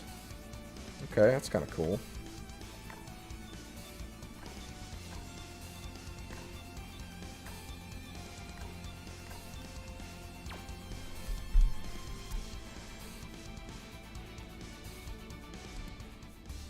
Okay. Finally. It's not going to give me master grade. Why would it?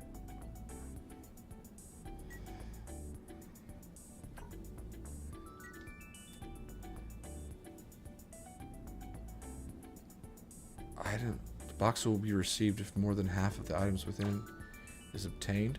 What? What does that mean?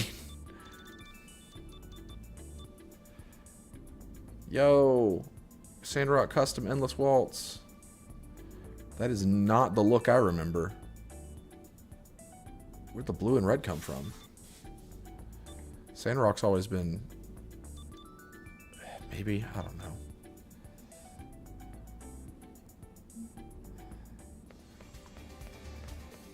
So let's set ourselves up for success for next time. Also, we need to color that shield. So the GN beam pistol, that's the move. Unless... Screw it.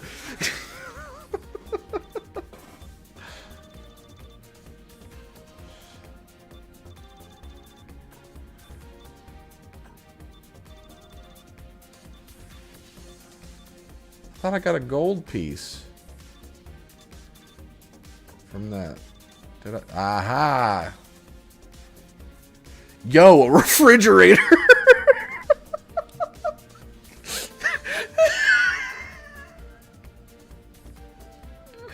I can... Yo, it gives me a 180mm cannon.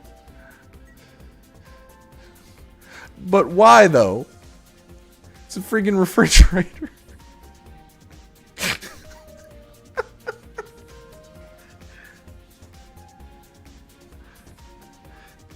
Okay, you know what? You ruined it, Vortex. We were having fun. And then you had to go bring him up. Was it worth it?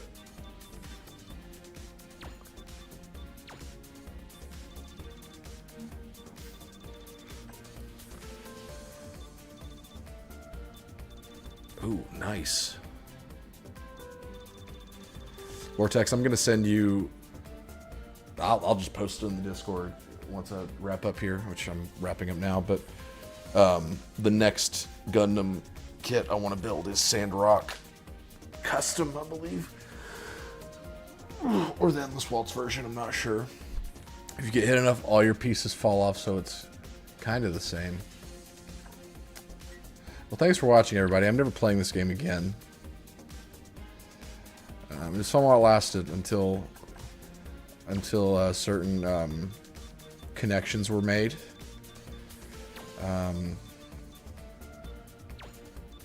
You know, can't have fun forever. I actually am ending the stream there though, so I love streaming this game. Do they make custom Gundams you can customize / paint? Yeah, a lot of people paint any kit. Like they'll like give it like a metallic paint look or something like that. I don't think there are any that just have no color, which is one of the things I like about Gunpla is that the paint is a thing you can do, but it's entirely optional. So it's a really good gateway into the other kind of hobby, like model kit hobby kind of stuff. But yeah, I am definitely going to stream this again, probably next week. I don't know. We'll see. I'll let you guys know. But yeah, thanks for watching, guys.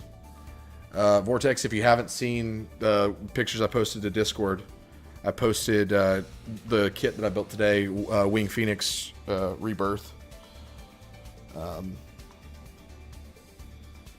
So check that out. Let me know what you think. Yeah, I would hate that, Monty. All right. Bye, guys.